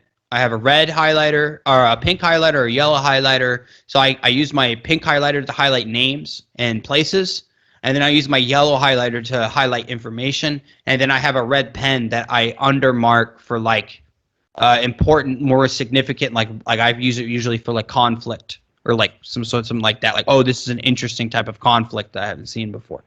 That's just something that I when I've been going through Arthur Herman's idea of decline in Western history, and it's like stupid. I have to start earmarking stuff, I guess. I'm gonna have to start getting like earmarks and like post-it notes. Like it's these books are dense. You're gonna have to start tabbing, man. You're gonna have to, you have to start tapping, bro. You have to start tabbing, buddy. Yeah, I know. Look at that's what I want my books to look. What are those called? These are tabs. No shit. But like, what are they? Where do you get them? Like, what do you buy them on Amazon? These are handwritten tabs that I put on. I can just get them on. You can get them. Well, you can get them anywhere. You can go. Yeah, but I get them on. I go to Amazon for everything now, boys. But like earmarks are different, aren't they, Shaun? Aren't earmarks like extensions of like thought? Like they're like, oh, you could, yeah. I mean, you can have more. You can do it in a more extensive way. Like if you use post-it notes. Like, yeah, I've seen people use post-it notes. Well, I did post-it notes at first, but they get like once you start using them a lot, like they get all crimpled up and they're like hard. But like a tab's good for like places if you want to find something quickly. Yeah, really quick. I think that's something. I think maybe I could do a combination of both. Because post-it notes, they do get wrecked. Yeah, they like fold over and stuff. Yeah, you're right. You're definitely right. I do have a notebook. I take notes too in a notebook as I'm going, like of like people or like Arthur Herman always talks about like different authors and like different, like because it's all cited. So at the bottom of the page, it's like citations of different authors, and then so it's formatting. Yeah, it's cool, dude. Like, but I just think, how much more time like are we gonna waste in our lives? Watching Disney, watching YouTube all the time. I love YouTube, don't get me wrong, but I just sit there and I'm like, how much more, like these greats like Tolstoy with like War and Peace, I'm like, it's really good writing. Like, it's really good. You're like, this. Yeah, sometimes the classics are actually the classics for a reason, Well, I think it's when you're in school, you're forced to read Shakespeare. You're forced, and it's boring and it's dull, and they don't make it exciting. It's like because you don't want, because you don't want to do it. Like if you like when I was growing up, when I was a kid, I liked that stuff, so it didn't never bother me, and I got out of it what I should have gotten out of it. But you also went to a private school for some of that. Oh, even when I went to public, when I went to public school, it was just the education's just not as good, but I still liked it when I was in public school. Like I did well in the classes that I cared about. I'm trying to get our sister to move out here, and the first thing she says, she's like, "What about the?" She's like, "The education system is terrible out there," and I'm like, "How the fuck you know this, man? What, how do you know that?" Yeah, and it is awful from what people say, but there are still private institutions. I don't know, man. I don't know anymore. I just want to fucking have a good time and party with the Taliban. Like I'm not asking for a lot in my life. So Shaun, you were into the theater kids. Well, I was never into the theater kid. It sounds so sexual. I was in them. I wanted to be like a theater kid, but I never had really the opportunity because of where I went to school. I did school plays and stuff. Okay. But see. like, I just, and I still to this day, it's something that's held to this day, is because I like storytelling and I like learning about different methods and structure and blah blah blah. That's something I just enjoy. You know, Yeah, I get it. the different forms of it, Yeah, different that's ways for to fucking. execute on it. Listen, dude, I that's used for to fucking. simply want to be in with them. Not gonna lie. Everybody does, really, because it's Yeah, like it's a pathway. It's a fun. pathway to kid fuckery. I mean, like, Oh god. if you're not, you want to be a star, buddy. You want that kind of power. No. I would just Horatio Sanz not famous enough to get away Is it with because that. their freedom? Like they're free? yeah, and like I would Truly. see them sometimes at like a party or something, and they would be like, they would talk to each other in like a play almost kind of. They would like practice, and they would just be like drinking around a fire and like I don't know, it just. Oh, maybe. seemed- Yeah, sure. God, Like what is fun. this like Dead Poet Society? Like fucking under the My moonlight? captain, my captain. No, R.I.P. it just Robin seemed Williams. like fun. It honestly seemed like a fun thing. You know, like the one thing I started realizing about a lot of these authors and these great artists, and like no matter who it is like most of them were just awful people. They were so good and elegant about writing, about virtue and truth and like all this stuff, and then they were just, when you put the mirror on them, they're monsters of people. They're just pieces of human garbage. Most of them are just like, no, it's interesting. Like the artist, like Jim Morrison, like saying about love and this and that. And he's like fucking 14-year-old. Yeah, a lot of people that can really have access to their creative side, there's a lot of hedonism involved. There's a lot of indulgence involved in that stuff. That's why I'm going to be one of the greats, dude. I just have That's what I say. That's why, like, if I could do heroin. Yeah, just once. I'd be a great writer. No, on the reg, Yeah, well, I mean, you could just do it with alcohol, like Stephen King and Coke. Yeah, I tried. I can't. I cannot write drunk. I can write high though. I found that actually being high, not heck. You can obviously go too far, but like being high actually kind of helped me out a little bit. I can't be high and do anything. I'm useless. Well, I could be high and run. If you get too high, that's okay.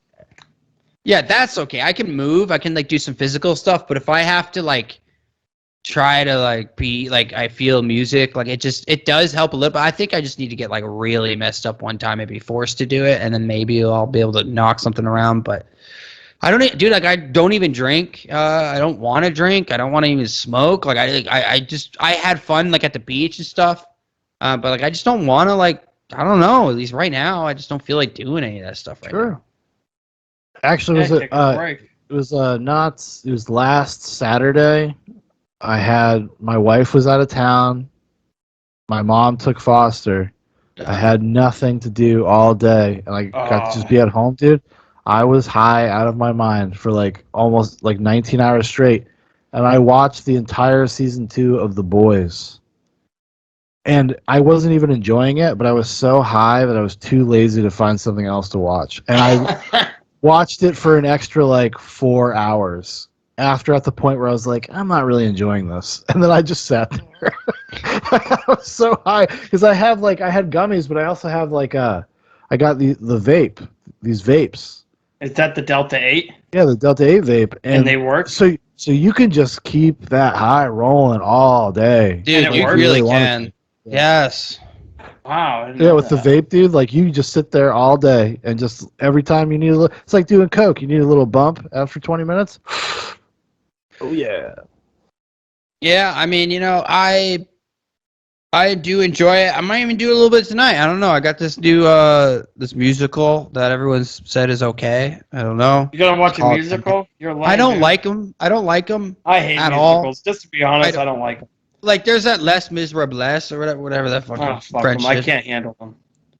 It's okay. It's the too kids long. always watch them. I can't do it. No, but these are like this is like an opera. Like you gotta think like Les Miserables. I can't. Is that how you say? Can you say it, Sean? I'm just gonna say the Miserables. Okay. You just call it Les Mis. Les Mis. Okay. Les Mis is like a opera. It's an epic. It's not like. I think I might have seen this, Dan. It's not Hairspray. Okay. It's not Hairspray. It's not Rent. It's not this like. It's not art. modern. It's not modern. Yeah, but like, beautiful scenery. It's beautiful. I just really slow. That's a really slow one for me. I've never watched it. Russell Crowe is freaking awesome. in that. Oh, So is Dan, Jackman. I started to watch this movie and I just shut it off. I just shut it off. I just decided no. But there's Immediately that new, started to vomit. Adam Driver is in that new Annette. rock opera Annette, and I was like, I'll check that out. Is it I would out? check. Yeah, it's out. First of all, Russell Crowe does not have a good voice. I don't care Isn't what it? anyone Check Amazon says. Prime right now. I'm pretty sure it is. But Dan, he does not have a good voice. No, but his acting, like he's not like Hugh Jackman has a good voice. That Yeah, guy's I got a started good to voice. watch that. I maybe watched like 30 minutes of that movie one time. It's a tough. I'm not gonna like act like it's my favorite, but the story is so good. It's such a good story. It's got a good principle. Like when War and Peace, dude, is 1,000 pages, Michael. Les Mis is 1,000 pages. Oh, I didn't These know are that. But you know what? Epics. You know what musical I do like? I don't know if it's a musical. Well, the one with who's the other guy that plays in that movie you just mentioned? Hugh Jackman. Yeah, Hugh Jackman and Moulin Rouge. no, Hugh Jackman and Zac Efron. They play in that circus movie. It's The really World's good. Greatest Show or something. Yeah, it's really good movie. It's about Barnum No, and Bailey. And Michael, I'm going to tell you right now, Yeah. I think you're gay, dude. Dude, Yeah, I like it. Mike's in there. Like, I love Doolittle. I love animals. I like love. it. Have you ever Zac watched it? Efron. Have you Good seen story, him without a it's a good shirt movie. on? Beautiful, beautiful body. His voice He like an does. angel, like an angel. No, he You've can been- sing too. He's got a good voice too. No, Hugh Jackman can sing because he came from the theater. That's where he came, musical Well, theater. Hugh So- Jackman and Zac Efron can both sing. Yeah, he's probably a fact. Oh, But anyway, well, so Zac you know, Efron, yeah, you got to start in musicals, the High School Musical on Disney Yeah. Channel. I don't Yeah, know if you're you're gonna- familiar with the series. I'm gonna tell you, if Zac never seen him, Efron, but- if Zac Efron made it out of Hollywood without getting touched, then I do not believe in the pedophile ring because that is one beautiful to get. Okay. But That yeah, is- watch the movie. You might like it if you like that movie. I may be. I'm not gonna like talk shit on it. I haven't seen it. But I am gonna check out Annette just because Adam Driver. I like Adam Driver. He's a good actor. I really And enjoy that comes his. out. It comes out next Friday. No, it's out, dude. There was No, why it's- all these reviews I'm misleading me. I'm looking at it right now. It's in Shaun, select. I have it's in select, Amazon Prime Plus. I get it first. It's I'm in select. Taliban. It's in I select theaters. decide. It's in select theaters right now. It comes out on Okay. Amazon Prime I on was- August 20th. I was- You know what you could do, Dan? You could watch all of the rebuild of Evangelion movies that No, were I released am today. not. All 4 of them, dude. Oh, I am you would not love it. doing it. You'd I'm love it. not. Dude, listen, these You're are trash. You're basically Shinji, dude. Oh shit! You're I'm the you're I'm Shinji Taliban? Ikari, dude. Taliban. This Taliban. guy, he just wants to be fucking loved, and Uh, his father manipulates him into being Well- a pilot in a mech. Well, Dan, And the since your world's movie ending. doesn't come out till next Friday, you can watch the movie I recommended. With Hugh World's Jackman. Greatest Showman or whatever. Yeah, it it's is. good. Trust me, you're gonna like it. Listen, dude. Honestly, It's good. If you like, listen. If I'm stoned, I'll be okay. I'll probably like it. Like, Yeah, if but I'm then fucked you could up, also fuck. get stoned and watch the Street Fighter the movie. You know? no, dude, I don't know, man. I watched Take Shelter with Michael Shannon last night. I like it. Dude, I love that movie. Yeah. There's the storm coming, and none of you are ready. I'm like, whoo, dude. With that seats my Dan face. identified with that movie in ways that few people do. Dude, honestly, like, yeah. Dan's Like, the guy. He's deal. like, what? What? Always seeing the storm clouds. Always panicking. Dude, listen.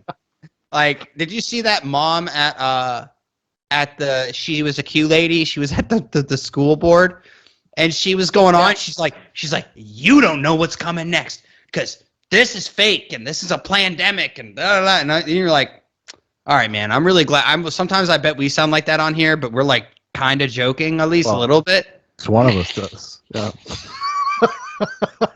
I don't. Who? Hey, Okay, that okay, guy. on. I cut my hair. I'm not that man anymore.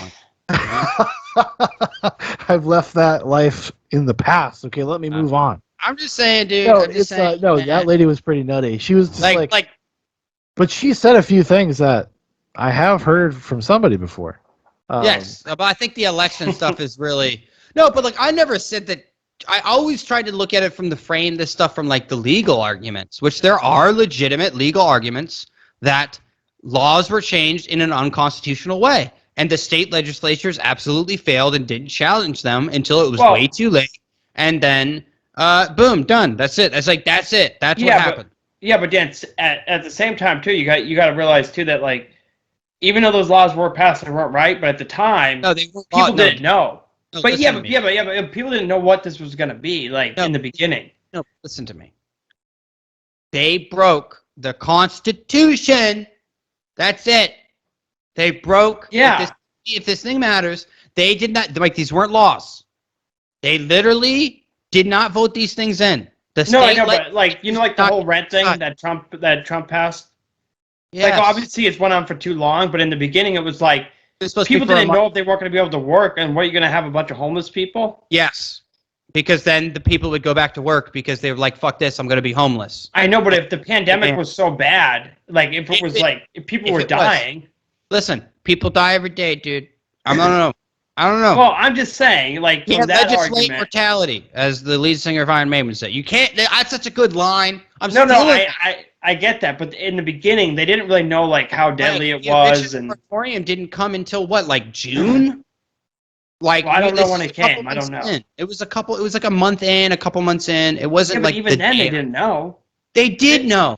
We had enough data to know who was greatly affected by it. Did it affect children? We knew all these things. Nothing has changed since August of last year. But you said it came in June, so that's like 2 months before. Mike, we started this shit down in fucking April. I'm just saying, Dan. Like, I'm not making an argument what they did was right, but I'm just making an argument that like people did things because they may have not had they were acting in the moment. Like, they didn't know all of what we know now. Listen, that's like saying I didn't know that, you know, the speed limit changed and you were really going 25 over and then you hit and then you kill somebody. Like, no, that's not the same. In your head, I understand like they're thinking they're doing the right thing, but you stripped private landlords of their property rights. I know that. I'm not saying it was right, but what I'm saying is I don't care. It was fucking wrong. And Trump and the CDC being able to come in through a bureaucratic I know, but Dan, if you were like a family and you had like kids, right, and then you lost your job because of COVID. The government is the one who shut it down. It's the government's fault. Let him talk. No, all I'm saying is this, Dan. If you were like a family and you had a couple kids, and let's say you got laid off because of COVID, when they passed this, they may have let you live in your house when maybe you couldn't afford rent. There were probably people like this. As Governor Cuomo said, there's jobs. There's jobs out there.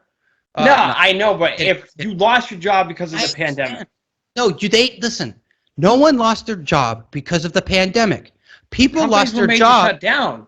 Michael, that was that was not the pandemic. That was government action that shut down the country. Now listen, I think we all agreed, hold on, the 2 weeks were to do what? 2 weeks to flatten the curve, to make sure our medical infrastructure was supported. We had masks. We had the things that we needed for our medical personnel to make sure. And then we built hospitals all over this damn country, all over the place, in the matter of a week. And they didn't use them. And they still throw people in their fucking in nursing homes and killed thousands of elderly people. It wasn't about that. They saw an opportunity to take power, and they did. And the thing is, so they used the excuse, oh, the pandemic did this to us. It's not the government's fault, so it's not your fault either. So we're going to take property rights away from the private landowners and fuck them. And yeah, okay, I fixed it.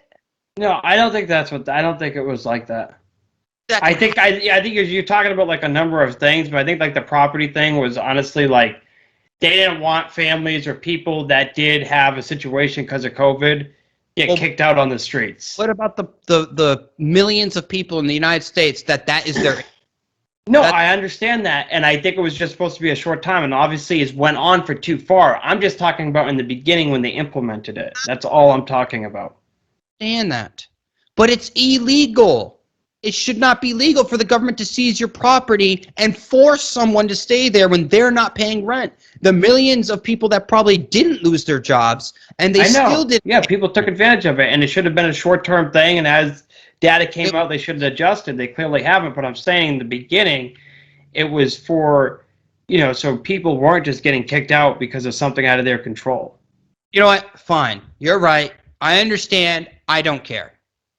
I just think it's wrong. And I just don't think that's what government's supposed to do. The governments were the person that got us into this situation in the first place. They did all the covering up for fucking Fauci. They still did all this shit. Like, all this shit was all on them.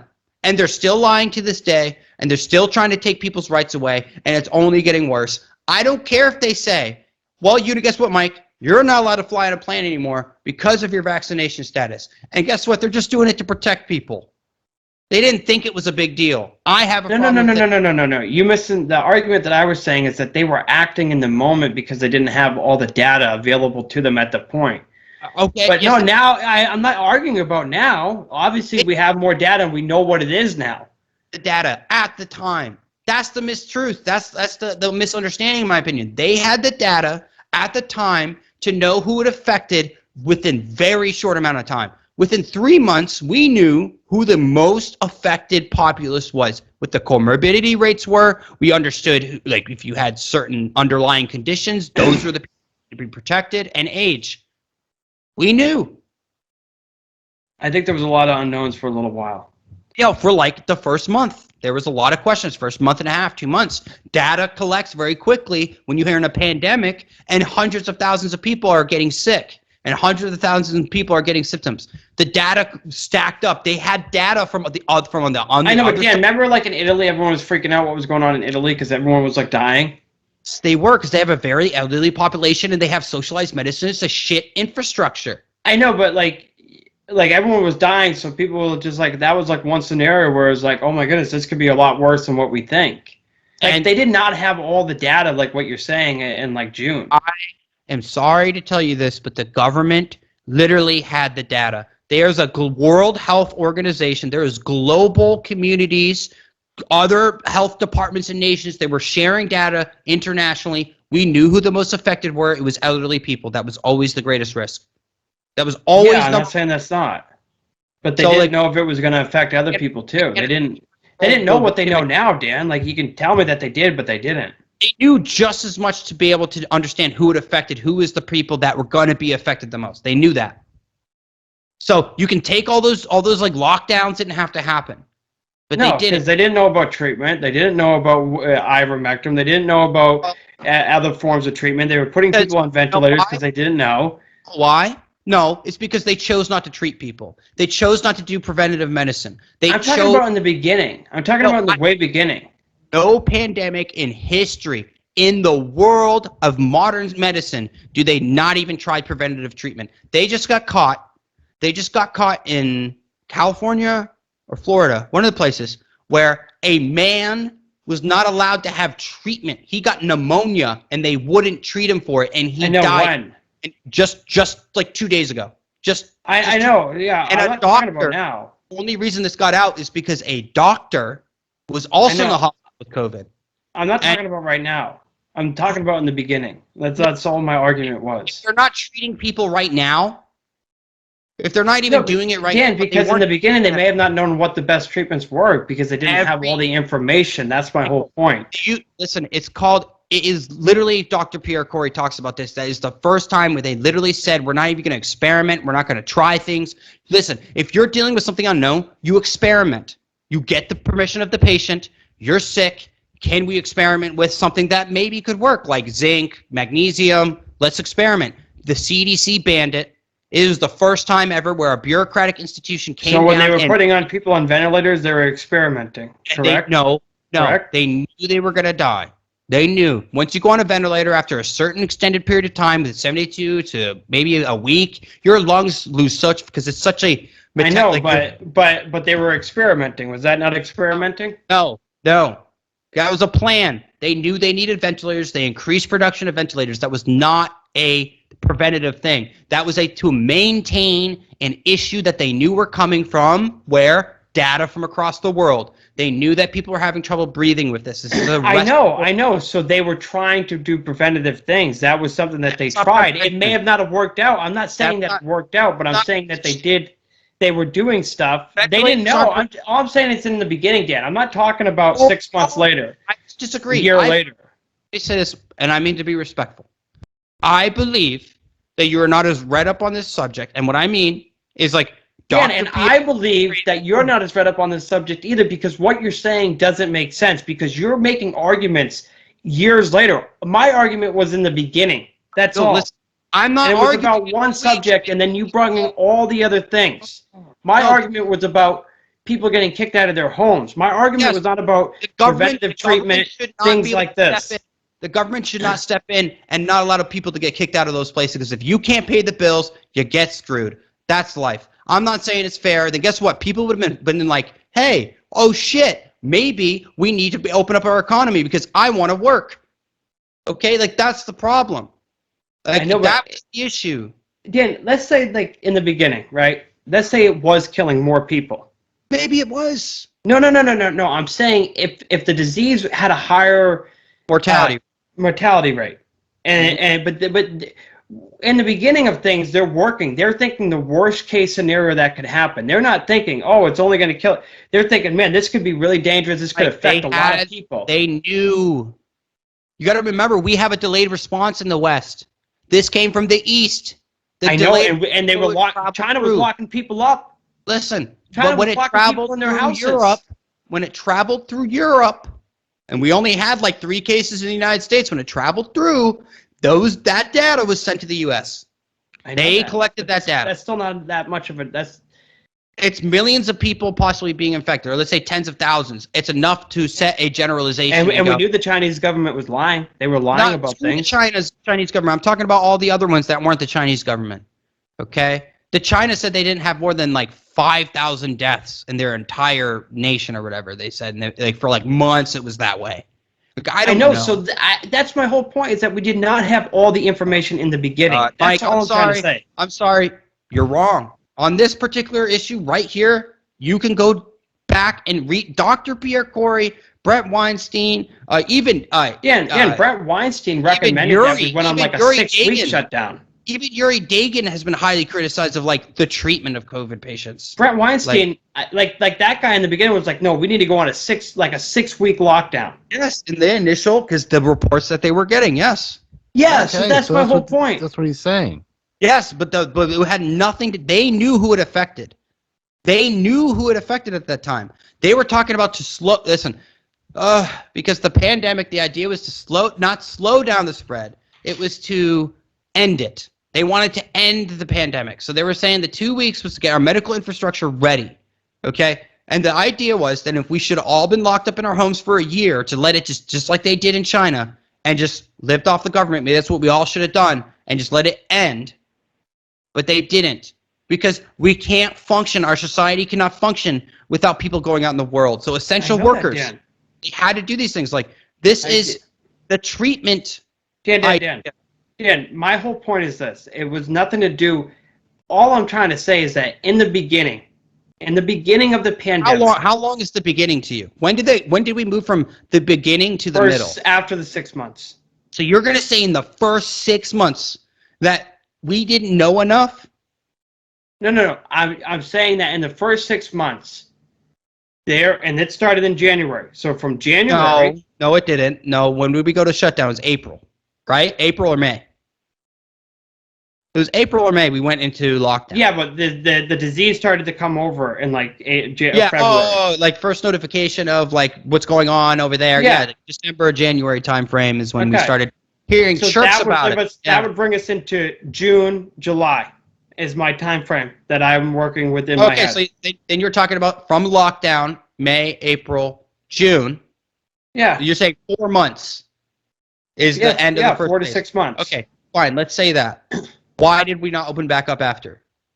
I'm not making the argument that we should have or we shouldn't have. All I'm saying is in the beginning, I don't think like a lot of these things were done to be like to take away people's rights or to do things. I think a lot of people were really generally scared. Like I know I was. I know, but listen, it's not. But the thing is, what the most valuable lesson is that these institutions didn't work. They did not function in the way that they were supposed to. They did not do experimental treatments. They did not try to find a cure. Do you know why? Because 3 weeks after the initial announcement, wasn't the vaccine a cure? Wasn't that trying to find a cure? No, not a cure. A treatment maybe is the better word. Vaccines are not cures. You still whatever cures, but isn't that them? You may not agree with the vaccine, or maybe the vaccine does work or doesn't work, but isn't that them trying? They're trying things. Like people are trying things. Within 3 weeks, they had the genetic sequencing for a vaccine, mRNA vaccine, 3 weeks after the shutdown. If that's a normal vaccine takes 5 to 10 years to develop. Yeah, I know. That's the weird part. Yeah, and when the guy who developed the technology is saying, "This is weird.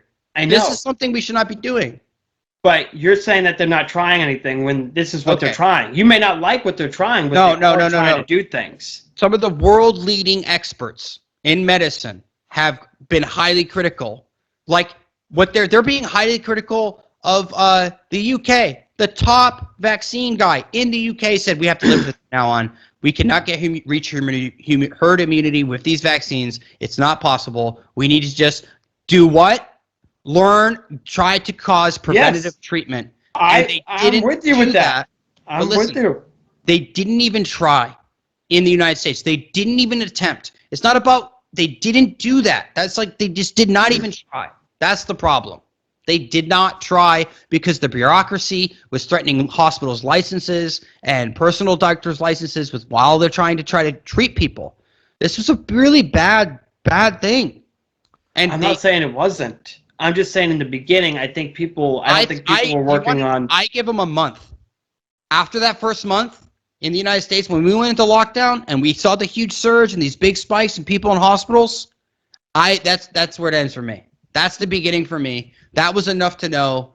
After a month, I'll even after a month, you knew back then. No, I'm saying like 2 months. I'm not the one with all the information, but they had all the information. Huh? Who has all the information? CDC, our NIH, the emails from Fauci. They even knew what was fucking going on back then. They knew who the most susceptible ones were. I'm not saying they don't know who the most susceptible ones are, but they didn't know how bad it could be. They were doing cover-up in the very beginning. They were doing it before it became big. Like, listen, I don't trust these things, and I don't give a shit if they thought they were doing the right thing. I know, but is Fauci making the rule for people on the rent? No. Well, the CDC is. I know. So is Fauci doing that?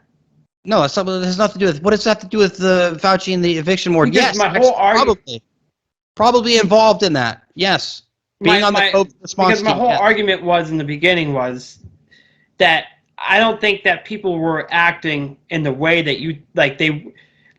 Leaders were trying to do things. And look at DeSantis. When did he unmove lockdowns? When did he do it? What did he do? He protected the vulnerable population, so he had the data. Yeah, before they shut down, we shut down for a while. No, you guys opened up first.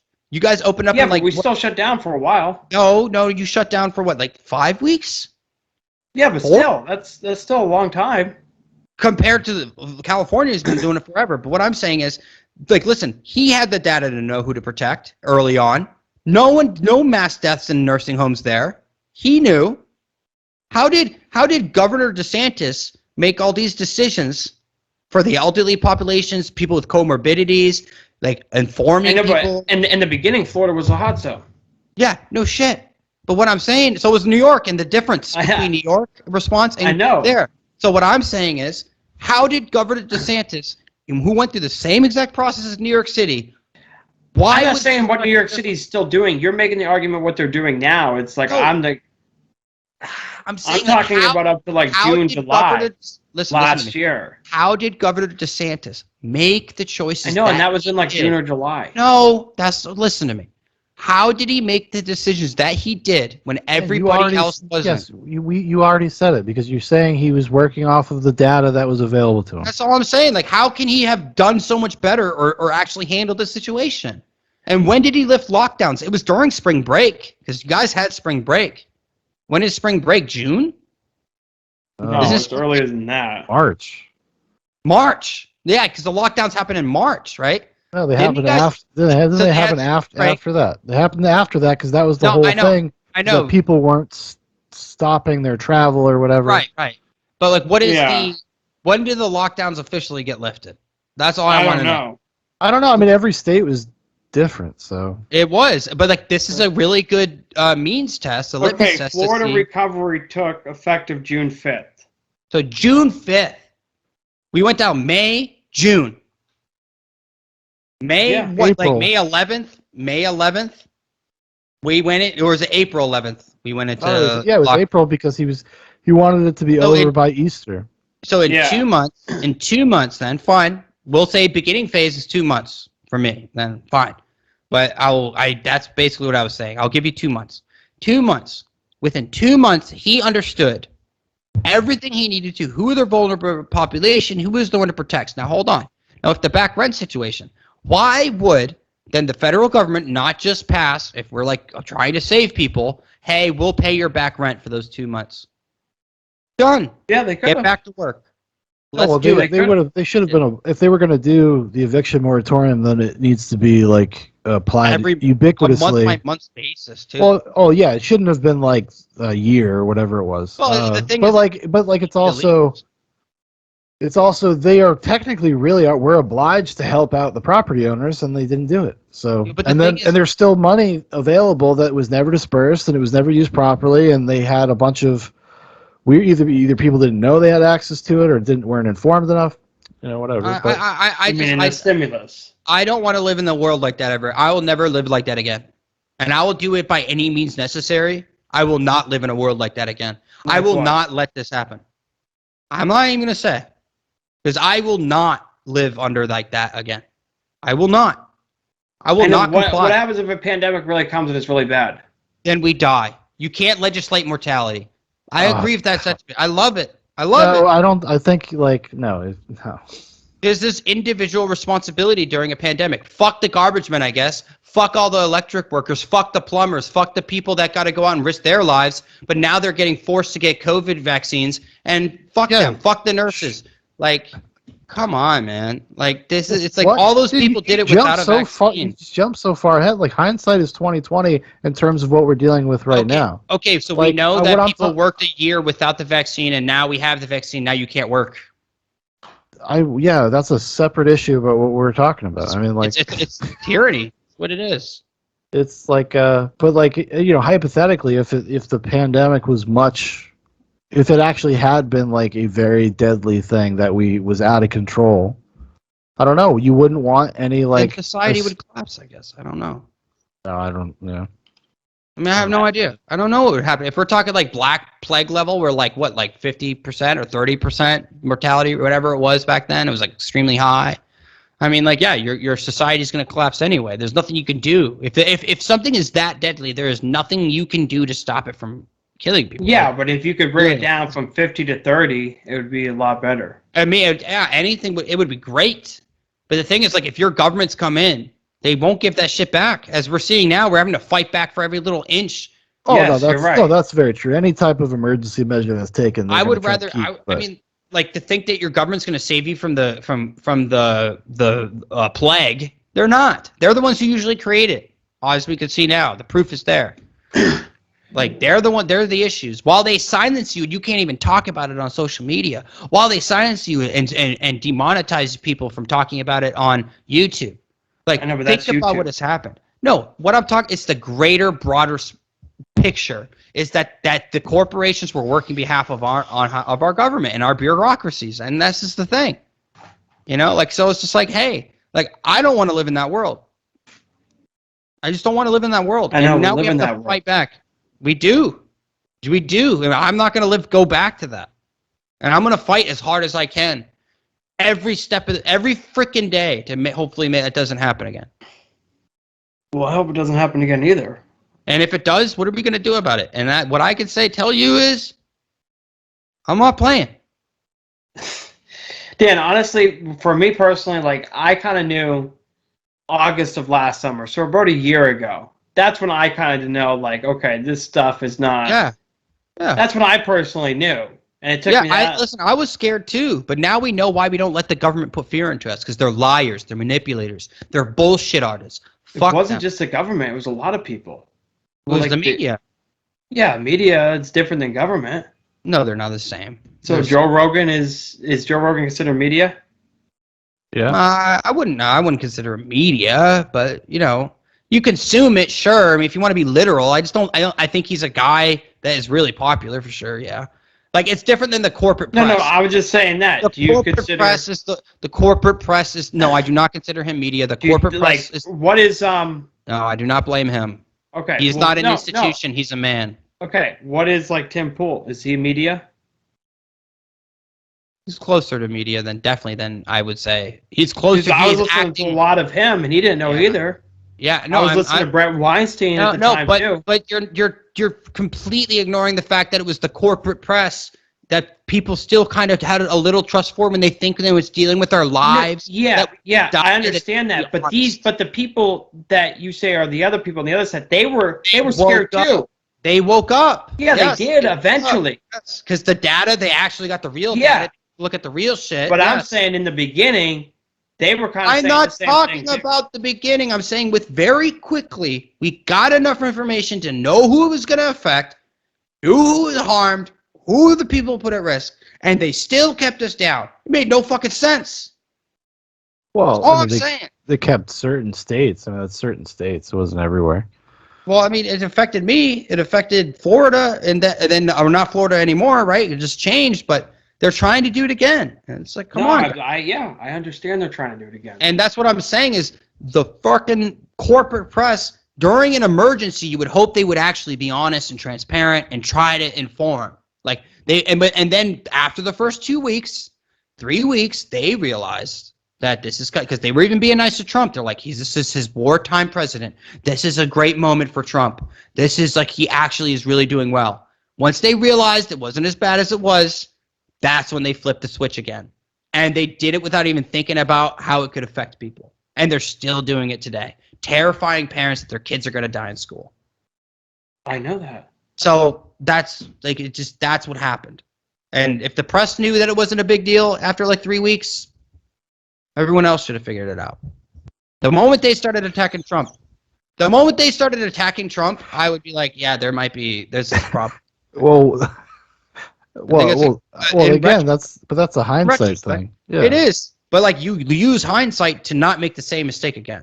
No one's advocating to make the same mistake again. He was just saying what informed the decision at the specific time. It was a bunch of fucking liars. That's what it was. A bunch of fucking liars. Okay. This is my belief.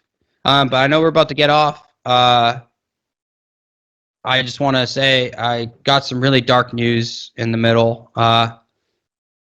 My buddy, Michael Barron, 31.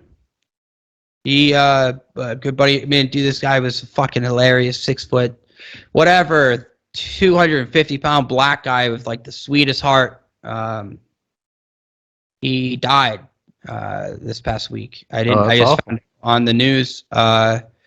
Yeah, good guy, man. Like, I mean, he would walk around. He would wear the Pornhub shirt, like super small. He was a really funny guy, good guy, and he died spearfishing off the coast of Florida. I just want to, put something else out there and say, like, hey, man, it was good knowing you. Please, if you're religious, say a prayer for my friend, and if not, just, maybe tip a glass to him tonight. Both are fine. I appreciate that. Good dude. Michael Barron, Staff Sergeant Michael Barron, 31, United States Air Force, 96 Security Forces Squadron. He was a good dude. Well, R.I.P. Michael Barron. So, I guess on that note. Yeah, I figured it was the end. I think we rambled. We did our rant argument for 30 minutes. We did it. So we got it out the way. Get it out of the way. Yeah. All right, everybody. Thank you so much for listening. Thank you for watching. If you would like to know more about Zoobox, there's a bunch of links in the descriptions. Also, make sure to go subscribe to us over on Odyssey. And I did forget, and because it's been in the news, I remembered, we do have a Rumble page. Yeah, I actually went and followed it. It's not super active, but I am probably going to be putting stuff up there as well over the next few months, just like an Odyssey, just to kind of have backups, diversify. Honestly, at some point, I would really like to just get off of YouTube. No, I honestly YouTube's think that's a nightmare. I hate YouTube. I think we should. I think we should move to Rumble. I think we should have both because YouTube still is where the audience is. So we do both, but maybe we could do like a spicier episode on here where we like are way more like ridiculous. Well, even Odyssey has a content moderation. Like I got one of my nightcaps was like they wouldn't let it on there.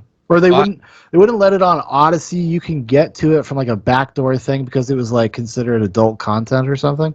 Was it the horse thing? No. No, those things, no. Those things are on YouTube. They're everywhere. They love that stuff. Crazy.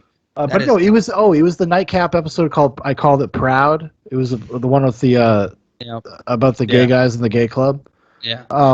That one is basically doesn't exist to the public for the most part. But but so we're going to be diversifying stuff out, going in those directions. Because I like I said, I would like to support other platforms. That's why I stream on DLive. Also, you can follow us over there. That's where I do Nightcap. And it's important because YouTube has had the monopoly for a long time, and it's just not getting any better. And it's really hard. They're trying to destroy Rumble, dude. They're trying to do every grift in the book to destroy them. It's gonna be interesting to see because it's gonna be like a parlor situation, especially because of the people that are involved with it. But we'll see. We'll see how it goes. And thanks for watching, and we'll talk to you all next week on Zoobox, a podcast about nonsense, much of which you've just heard. Good night.